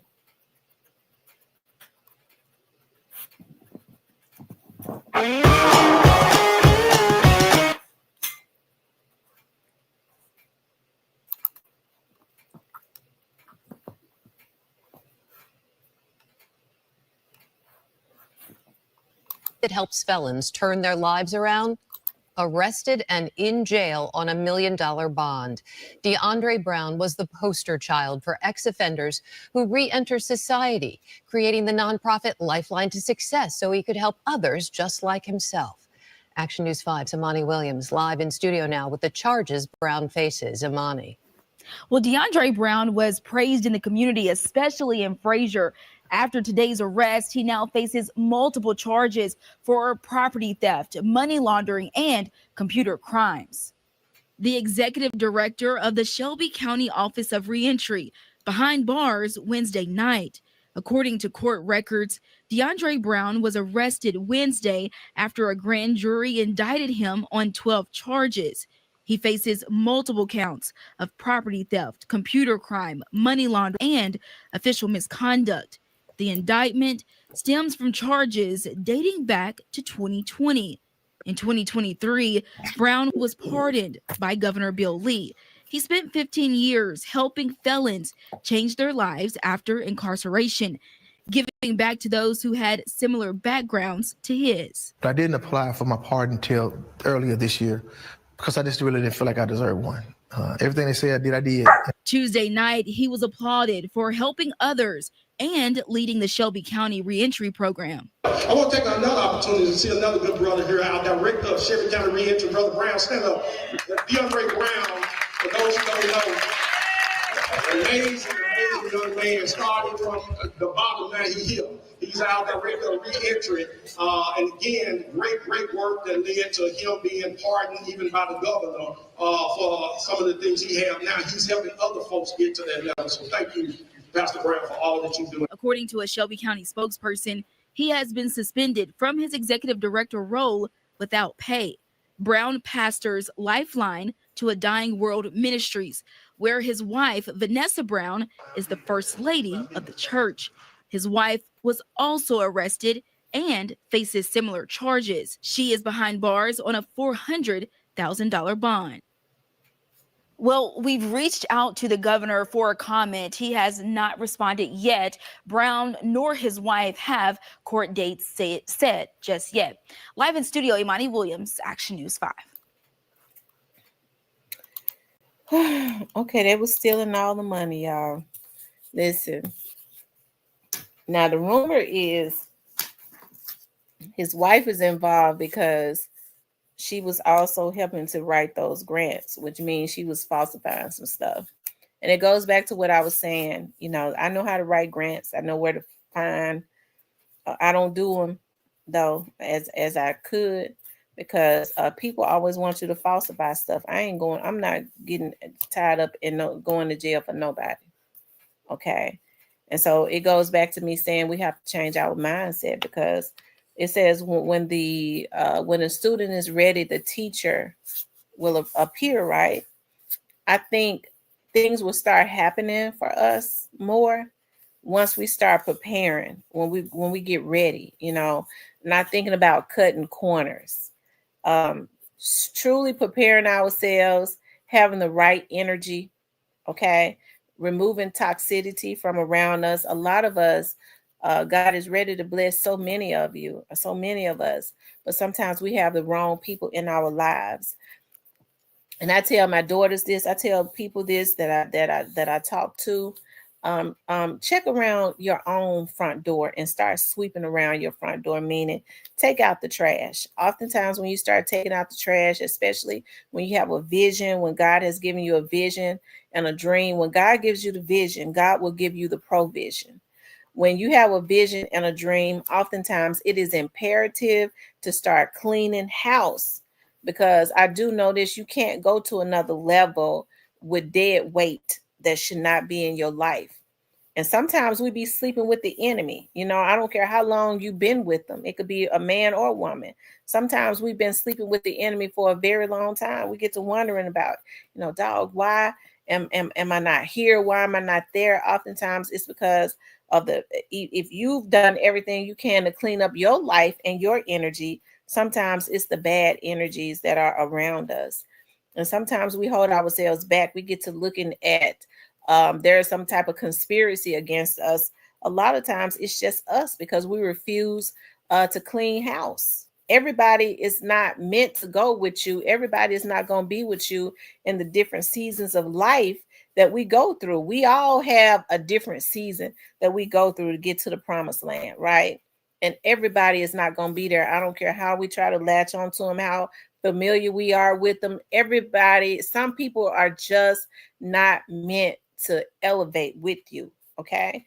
And so that's you know, the gift of goodbye. Sometimes it has hurt me to tell people goodbye. It hurt my soul, but I just know that their timing in my life was up. Okay. In order for me to elevate. When I tell y'all that God has really showed out for me just within this month, I don't know if it's because of my birthday month, like with things that are coming up just in the winter time. And I think I was telling y'all, it's like the winter time is not even my favorite time. I like to hibernate, but I'm gonna be outside for real, because of the blessings that God has stored up on me. And I think it's because I've taken time to do self-evaluations and all of that, right? People get to thinking about, well, you know, why do people go at you? I don't know, you know. I don't really deal with a lot of people. Hey, people are just, I don't take time to try to figure that out, you know. When if I see myself going at somebody, then I think that's a problem that I would have to deal with within myself, not that person, especially if that person is going on with their everyday life. You don't hear them talking about me. You don't hear them throwing out subliminals at me, but I'm mad at them and going at them. That would be my issue to take up, right? Not theirs. That would be my problem. And so I said that to say this. I think we need to start doing self-evaluations and cleaning up around our front doors so that we can start elevating. Like I said, I don't just start praying about, you know, asking God to remove. And every time, and when you say goodbye to people, it don't necessarily have to be anything bad. Sometimes when you tell a person, look, hey, listen, our assignment with each other ends right here. It could just be amicable. Sometimes that person might say, you know what? Hey, I was just here just for you. You might be setting them free too. Okay. Instead of just that long, perpetual suffering. I don't believe in no suffering. Okay. I hear people say it all the time. We got to suffer. Nah, me and you ain't the same. I'm not suffering. Okay. And I think we as Black people got to get that up out of our head where, I got to suffer. I just got to suffer because God want me to suffer. Now God says, I came to give you life and give you life more abundantly. Okay. So that's when folks get around here, get talking about I'm broke now. It is against the laws of God. I believe it is against the laws of God for me to be broken. I refuse to be. Okay. So I think we just have to change our mindset. Just be okay with some goodbyes and separating from those things that don't serve us anymore. I think that's the difference in people that are truly winners. They know how to sever from things that no longer serve them so that they can elevate, right? Instead of holding on to dead weight that does not serve them any purpose at all. Just let it go. Okay. You might end up, it might end up back in your path one day, but by that time you will be long, okay? Long and over it. Tasha, why you put that Cash App up in my chat, Tasha? What you mean? $1 for what? What are you talking about, Tasha?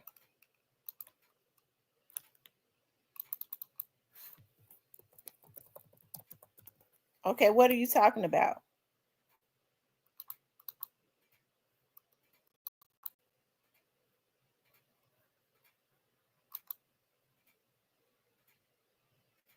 Yeah, I think that's a troll. Hold on one second. I'm just looking at. Hold on, Cypress. Cypress has something to say, y'all. Let me. Y'all have to understand. I'm just now looking at my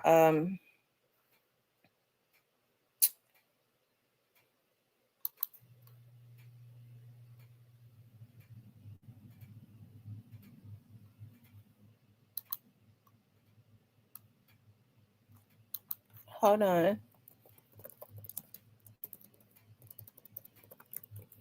I think Cypress has something to say about Big Juke. This Big Juke situation. Hold on.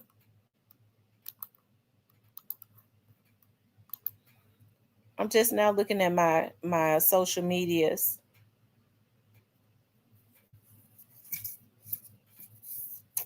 Let's see what Cypress have to say about this Big Juke situation before I get off.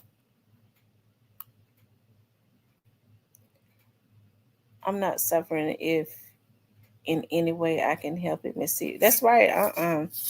I'll work hard. I ain't got no issues with working hard. I've always been a hard worker, but I don't suffer when I'm working hard. If I start suffering when I'm trying to do something, then that means it ain't for me to do. That's why when things seem hard, I can cut it off. I'm not gonna be in relationships where I'm suffering. No, it's gonna end right here. We supposed to suffer and go through this. No, you ain't the person for me. If I got to suffer with you, you can push on, man. Go on with your life. Hell, I'm not the woman for you. I don't want you to suffer either, because I'm sure not gonna suffer. Go on somewhere. We need to go and be with who we supposed to be with. Because anytime it's got to be hard and suffering and stuff like that, I'm not saying it's gonna be gravy every day, but I ain't gonna be suffering to be with nobody. Some people feel like they have it's something big. I suffered and I went through hell, and you probably can't even stand looking upside that man's head. I don't like people that put me through pain. So I'm not gonna be with a man where I done been through, and I'm speaking as a woman. Okay, because these men get sensitive and start talking about, well, how come you don't say women? I don't go with women. I goes with men. Okay, and I know I said that country, but that's how it talks. Okay, I be dating men, so I speak from a woman's perspective. I'm not gonna be sitting up with a Negro that's putting me through hell. I can't sit and be with no man and he done put me through hell, and I'm looking at him wanting to jaw him every 5 minutes. I don't like men that hurts me. So I know I'm not going to be able to sit up and like him without wanting to jaw him, give him a strong right hook. So I'm just, just going with your life. before it even get to that point. I guess Cypress gone on about his business, okay? Because I just looked at my social media. So I guess he gone on about his business. I guess I could call him. Hell, I don't know my phone's at. My phone's way over in the back in my purse. Anyways.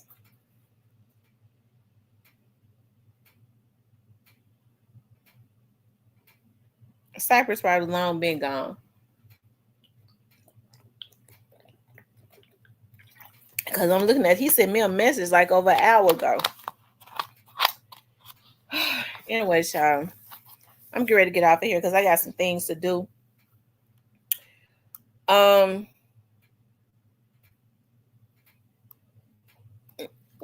don't know what you said. Why you start YouTube? What you mean? I don't know what you mean by that, Thomas.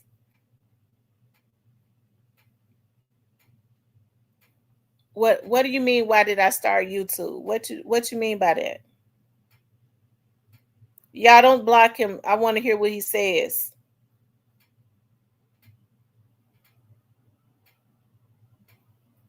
I'm interested in knowing what you mean by that. What do you mean? Why did I start YouTube?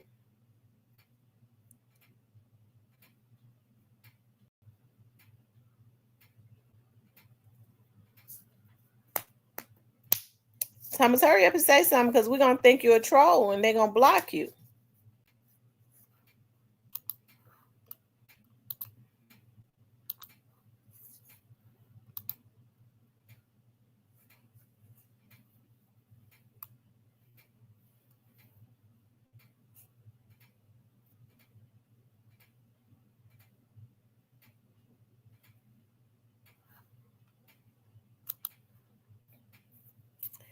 You said, what is my purpose? I don't understand that word. Porpoise. What does that spell? What is the meaning of that word? I don't know what the meaning of that word is. Porpoise. Y'all got to help me out. Thomas, I don't know what porpoise means. Tell me what that means. Y'all make sure y'all hit the like button for me, okay? What is my purpose? I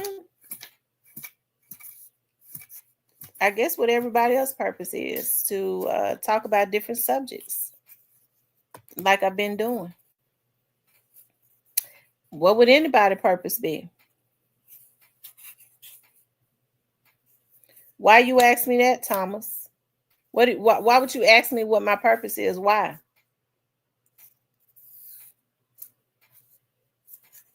The same purpose that everybody else has on here.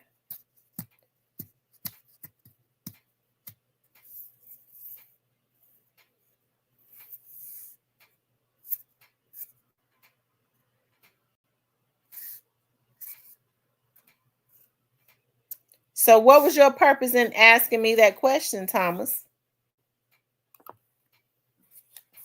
I just told you what my purpose was for being on here. Now I need for you to tell me your purpose for asking me that question. And if you can't tell me the purpose and you asking me that question, we're going to block you. You says that everyone. So, but you know what? People probably have their own different reasons for doing YouTube. See, here's the thing, Thomas. I think that when we start trying to worry about why people are doing their blogs, that's getting into something that ain't got nothing to do with me. I might be close to going to the crazy house. Because anytime I'm not going to get on my blog or I'm not going to get on YouTube and worry about why somebody is doing something on their channel. Okay, or why somebody is doing YouTube. That wouldn't come before me as far as my mind is concerned, because I don't worry about that. I have to worry about what I do and say on here. And it goes back to when I tell people need to just You know, and I'm not saying you, I'm just saying in general, people need to worry about themselves. I'm just asking you. You don't have to block me. I'm just okay. We won't block you. We won't block you. But I mean, I don't have concerns about why people do what they do on their channels. If they're doing things to be malicious, I believe in karma. It comes back and bites them in the butt. Yeah, I looked at Kenny Money's interview. Shout out to Kenny Money. I think Kenny Money is doing his thing. I'm really proud of those guys, how they have continued their momentum in spite of what happened to Young Dolph. You know, they make me proud. They do. They make me proud. And I hope they continue their momentum and stay out of trouble. I don't know why Govan is constantly messing with Kenny Money. He needs to leave him alone. Kenny Money ain't did nothing to Govan. First of all, you just got off of a murder case because you was accused of killing his CEO. Now you want to go at the man's artist? What the hell wrong with Govan? The Black Barber says, Thomas Harris, get your own channel. People be scared to see. I think people be pocket watching so much. They be so scared that folks are making money off of YouTube. Is that jealousy is something else. They scared folks gonna run up a bag, and there's a lot of people run up a bag on YouTube. I don't run up a bag on here. I don't be on here enough. I get on here every day. I do a couple hours, but I don't run up a bag like what people would think. I mean, I'm grateful for what I do get. Oh, look, the kid came. You lucky because we just happened to get into some small talk. Small talk. I said Cypress must be asleep. I was gonna go back to this. What you think about that Juke and Govan? I said Juke and Govan. What you think about that interview Govan did on Vlad? Govan right. The streets do know. He ain't lie. He didn't lie. I go a step further. I think they're gonna solve the drug case soon, y'all. Why do you think they're gonna solve it? I just got a strong feeling they're gonna solve the drug case. You gotta be saying that for a reason. So y'all stay tuned for that. They might be solving the drug case soon, y'all. So y'all stay tuned, man. Well, in your opinion, who you think is gonna be? I don't know. I know it ain't gonna be the boogeyman, that's for sure. But I don't know. Who is the boogeyman? I don't know. Quit. I'm quite sure Quit might know who the boogeyman ain't. Quit. Because I know you listen. We know you listen to all the blogs when you ain't betting with Quit. No, I'm quite Quit right though. The streets know who did it. That's all that matters. It's a street. I hope they get some street justice behind it.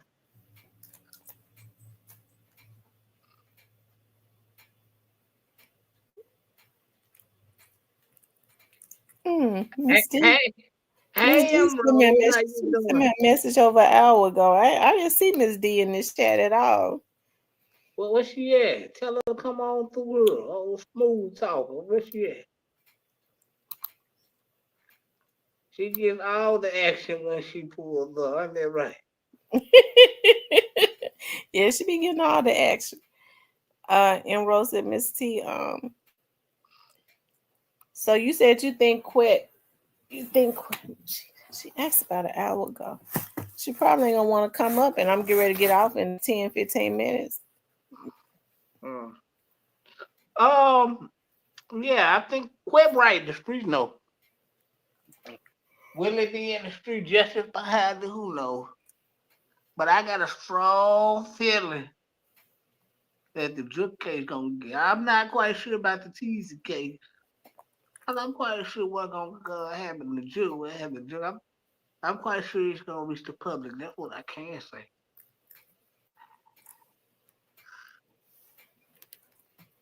Miss D, are you still in here?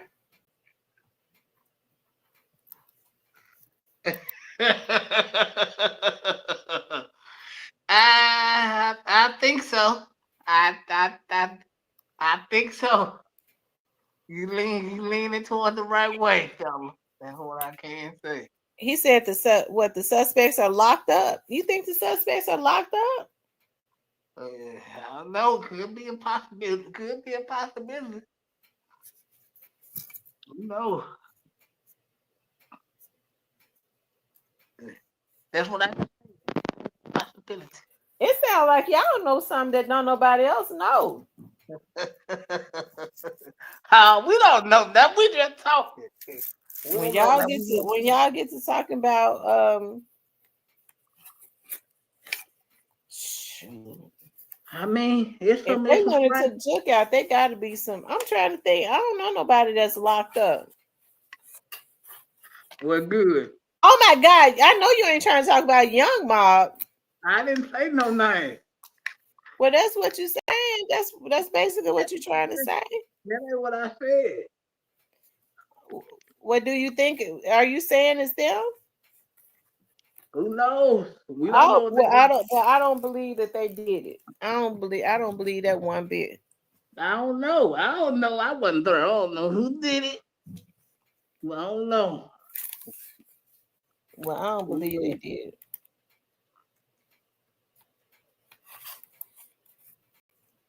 I don't believe they did. I don't know. I don't know them guys.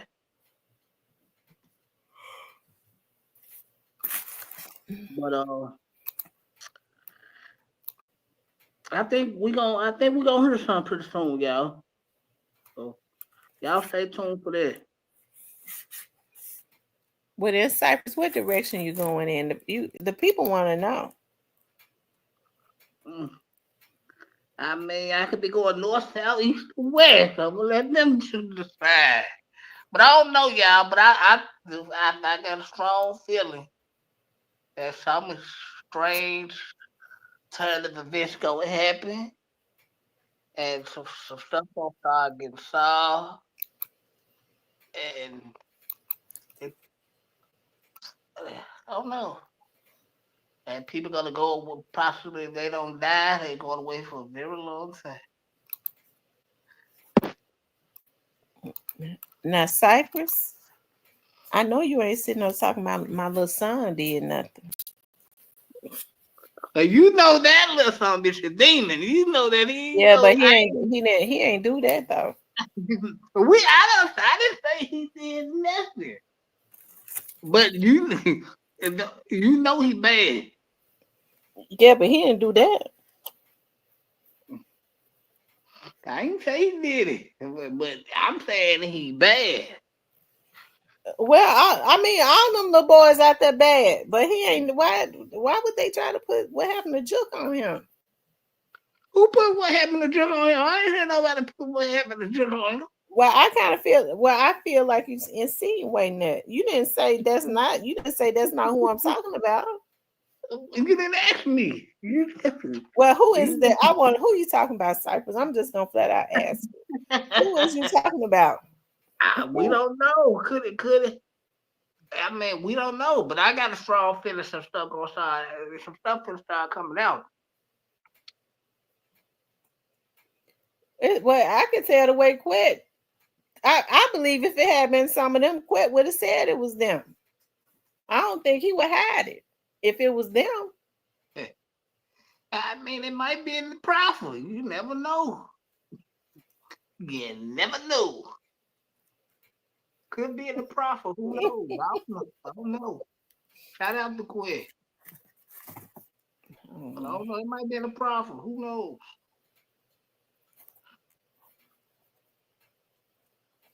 You said it might be in the proffer. Yeah. So get your popcorn. Keto, what's up? So get y'all popcorn ready. It's gonna be we in for a long one, y'all. So get your popcorn ready. Cypress, I want to know why you put that out there, but you won't say who it is. I put what out there? In your opinion. Oh, because that's my opinion. I just feel like something gonna start happening. I just feel like just get y'all popcorn ready, stay tuned, and enjoy the show. But hey, I wouldn't be. A lot of people think his brother had him now. Yeah, but I don't think that's who you're talking about though. That's what I heard a lot of dog fans say. Yeah, but even But though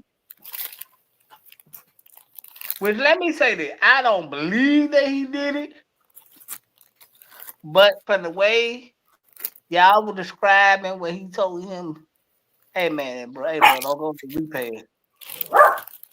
Sounds like to me, I'm just saying, I'm not the smartest man in the world, but sounds like to me, he knew what was coming. I'll say that.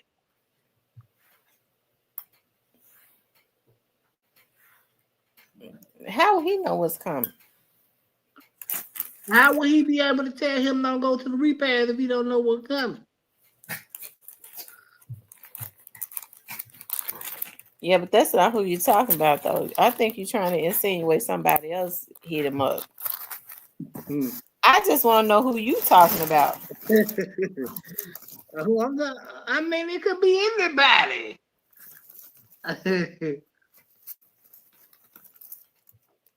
Well, it could be. It definitely could be anybody. Yeah. What's up, y'all in the comments? Big Pressure, cyber opinion sometimes do make a lot of time. I know it's Big Pressure. But now, y'all. But do I think God knew what would come? Yeah, because how could I be able to? That's just like a Big Pressure. That's just like from Big Pressure, little brother, right? And I go to be, hey, brother, don't go to the repair. I never heard or I know something is coming, right? Well, Juke had his ear to the street more than Gotti. How Gotti gonna know something before him? Unless he was the one that did it. No, I don't think he did. I don't think Gotti did. But a lot of people said Gotti did, so who knows? But I'm thinking, but I feel like this for him to go to Juke and say, hey, bro, I don't think it'd be a good idea to go to repair. I think he may have heard something or knew something was coming. That's just what I take from it, from hearing different people break it down. That's what I take from it.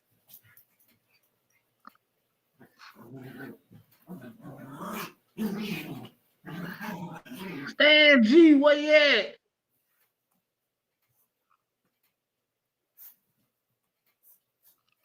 Y'all gonna watch the boxing match of Stan G and Quit Box?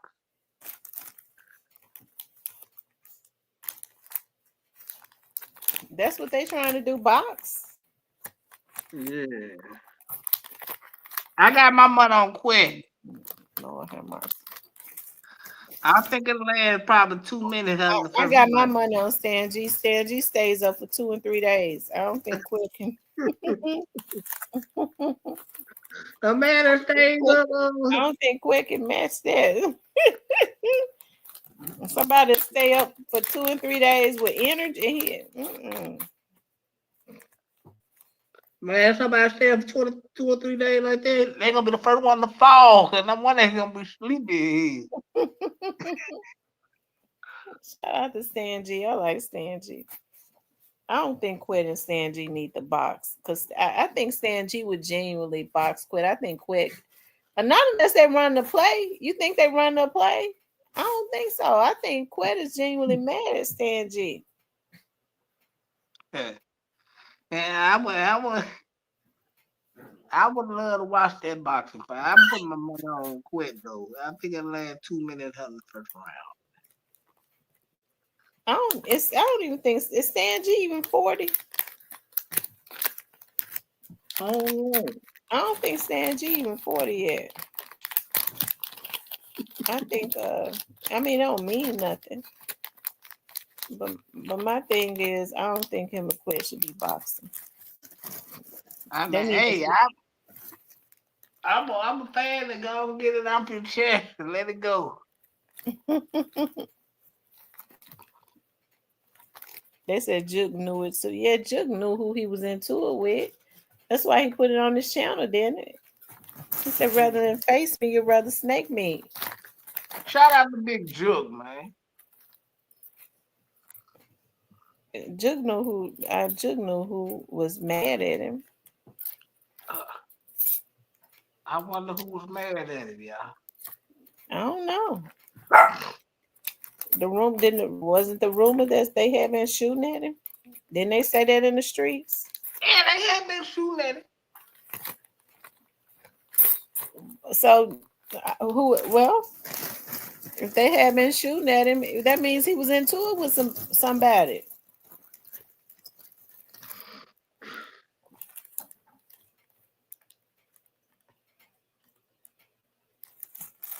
Yeah.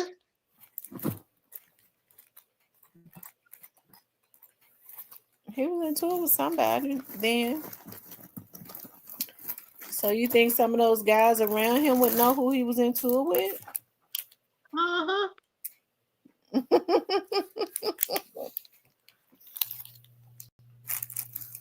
Well, how come they ain't said nothing? What they gonna say? They'll tell the police who he was into it with. They ain't finna tell the police shit. Well, then they must been in on it then. If they ain't gonna tell the police, they must been in on it. Why they gonna tell the police? What they need to have a conversation with the police about? So if they say that's their friend, they want to get his murder solved on it. No, they ain't gotta get his murder solved. It seemed like to me if they trying to say Young Ma did it, they been telling they is trying to get it solved. They telling it. See, y'all be trying to if they feeling if they sitting up trying to say that, and I don't believe Stupid Duke was involved. I don't. But if that's what y'all insinuating, then that would explain why them folks been sitting up here telling the police on Stupid Duke and them trying to get BEO Lil Kenny and them arrested. Well, I don't know about that, but I don't know. I don't That's think exactly what they've been doing. They've been rats or whatever y'all call them. But y'all love people that go to the police. According to y'all. Well, I don't love them. How they gonna do folks dirty and then try to run to the police? Hey, look, I'm not a fan of ever talking to the police. Well, I mean, I'm a fan of it, but how they gonna, start a war and then try to run to the police? See, a lot of people feel like God had something to do with it because God he ain't put no money out for no war. He just kept moving with his life. How you supposed if and I don't believe Young Ma. Let me tell you something. It would have been so easy for people to recognize if there was any of them that was in there. They went into their church. It was not them. They already said that they couldn't. That they could have walked into their church was unknown, didn't they? I don't know. I didn't hear about that. I'm talking about. They said they didn't recognize them. Juke would have recognized if it was them. He know who was shooting at him. I'm talking about if they was in that church. That would have made him be alert. Oh, if they was in the church, they probably was spotters. They wasn't the shooter.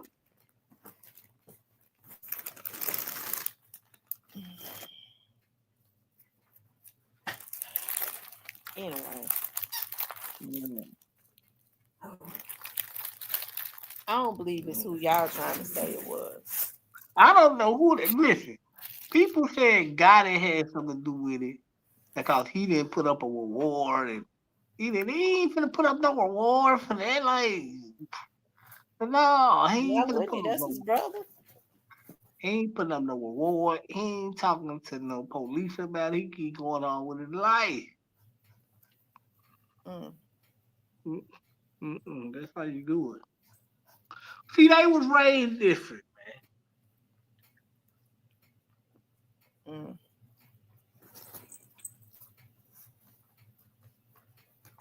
Anyways. Yeah, of course the police know that the police was right there. I think Quest said the police know, or the police probably know, or something like that. Yeah. No, he said the streets know. Then what he said in the plan interview. The streets know and the police know. So how do the police know, Quit? We would love to know the answer to that one, Quit. So, Quit, how do the police know, Quit? Like, first of all, Quit, I got a better question. How you know the police know, Quit?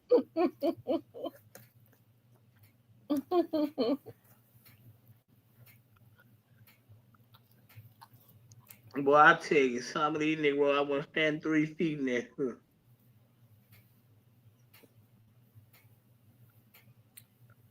And Rosa Well, said, I don't think that was Gotti at all, but I'm sure he knows who now street talks. well, yeah, gotta know. There be all kinds of rumors in the street. Gotta actually talk about that. He going on with his life. CMG Unbreakable.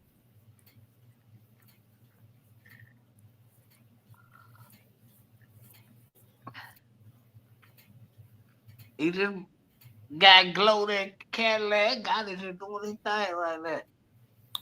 He didn't get that for her. She made that. She bought that with her. I'm sure it was her own money. You think so? Yeah. Well, you right. She made that money. But he just gifted his I'm sure artist. she made him so much money. He went in. He said, "I may as well just do it for the gram and take her money and give her a Escalade." Why every car she get, he have to gift it to her? She ought to be able to go buy her own cars. I'm quite sure she do have bought some cars. I think it was just something he just thought about her and got it for. So, well, look like the way he made it seem like it was a birthday gift from him to her. I don't know.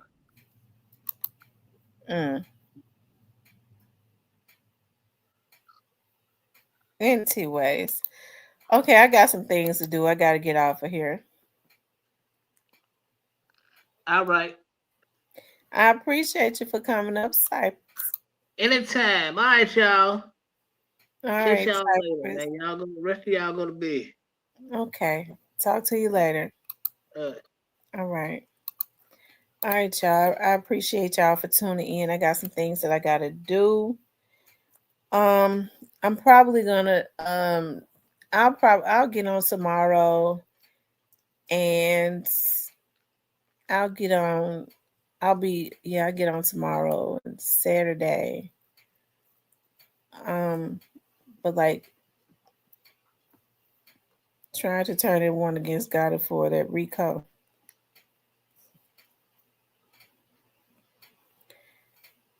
Who you talking about exposing the truth? What you mean trying to turn everybody against Gotti for that Rico? I never said that Gotti was the one that did that to his brother. I was always the one exposing the truth. That said, I didn't think that Gotti was the one. It's funny you come in here when you think I'm getting ready to get off. Now you've been in the bushes all this time, and you come here when you think I'm getting ready to hit the end button. But I always said that I didn't think that Gotti was the one that did that to his brother.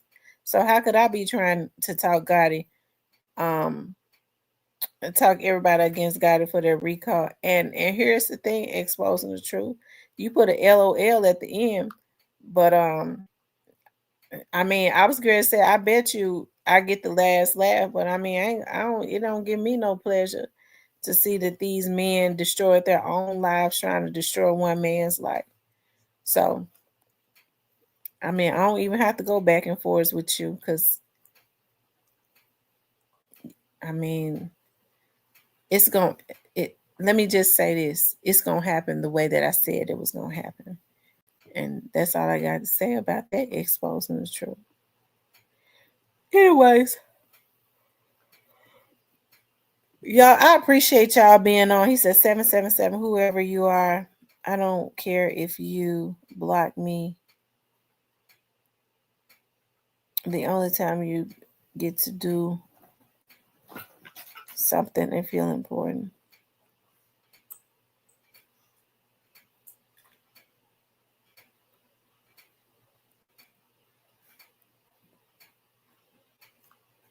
Who are you talking about, Thomas Harris?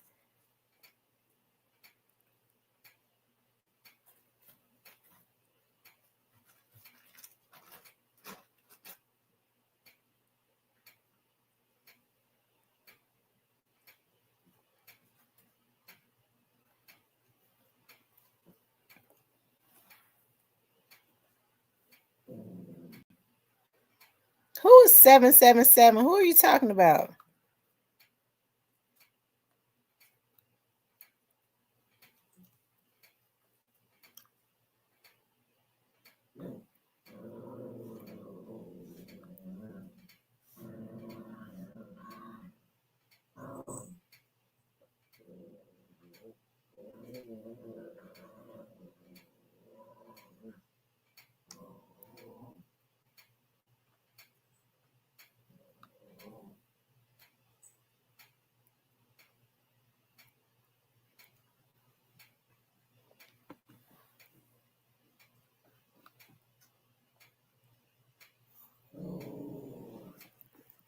Genesis 28 and 15.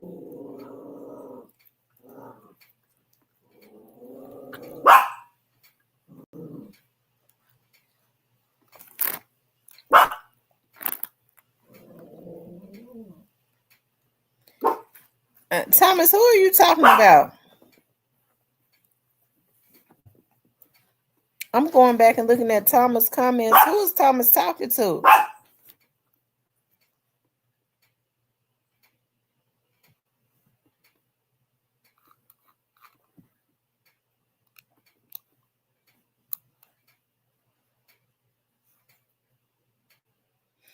Anyway, y'all, I'm out of here. Y'all have a good night. I love you guys. Like I said, I'm gonna upload some videos. I'll probably be on tomorrow. And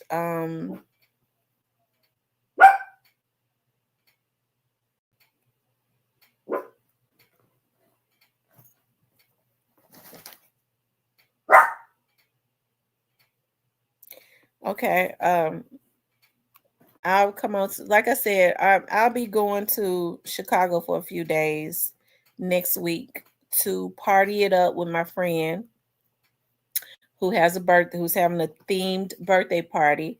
So we're gonna fly out for a couple days, and then I'll be back. Okay, so if y'all don't see me on here for a few days, y'all just know that I'm in the Chi-Town. Okay.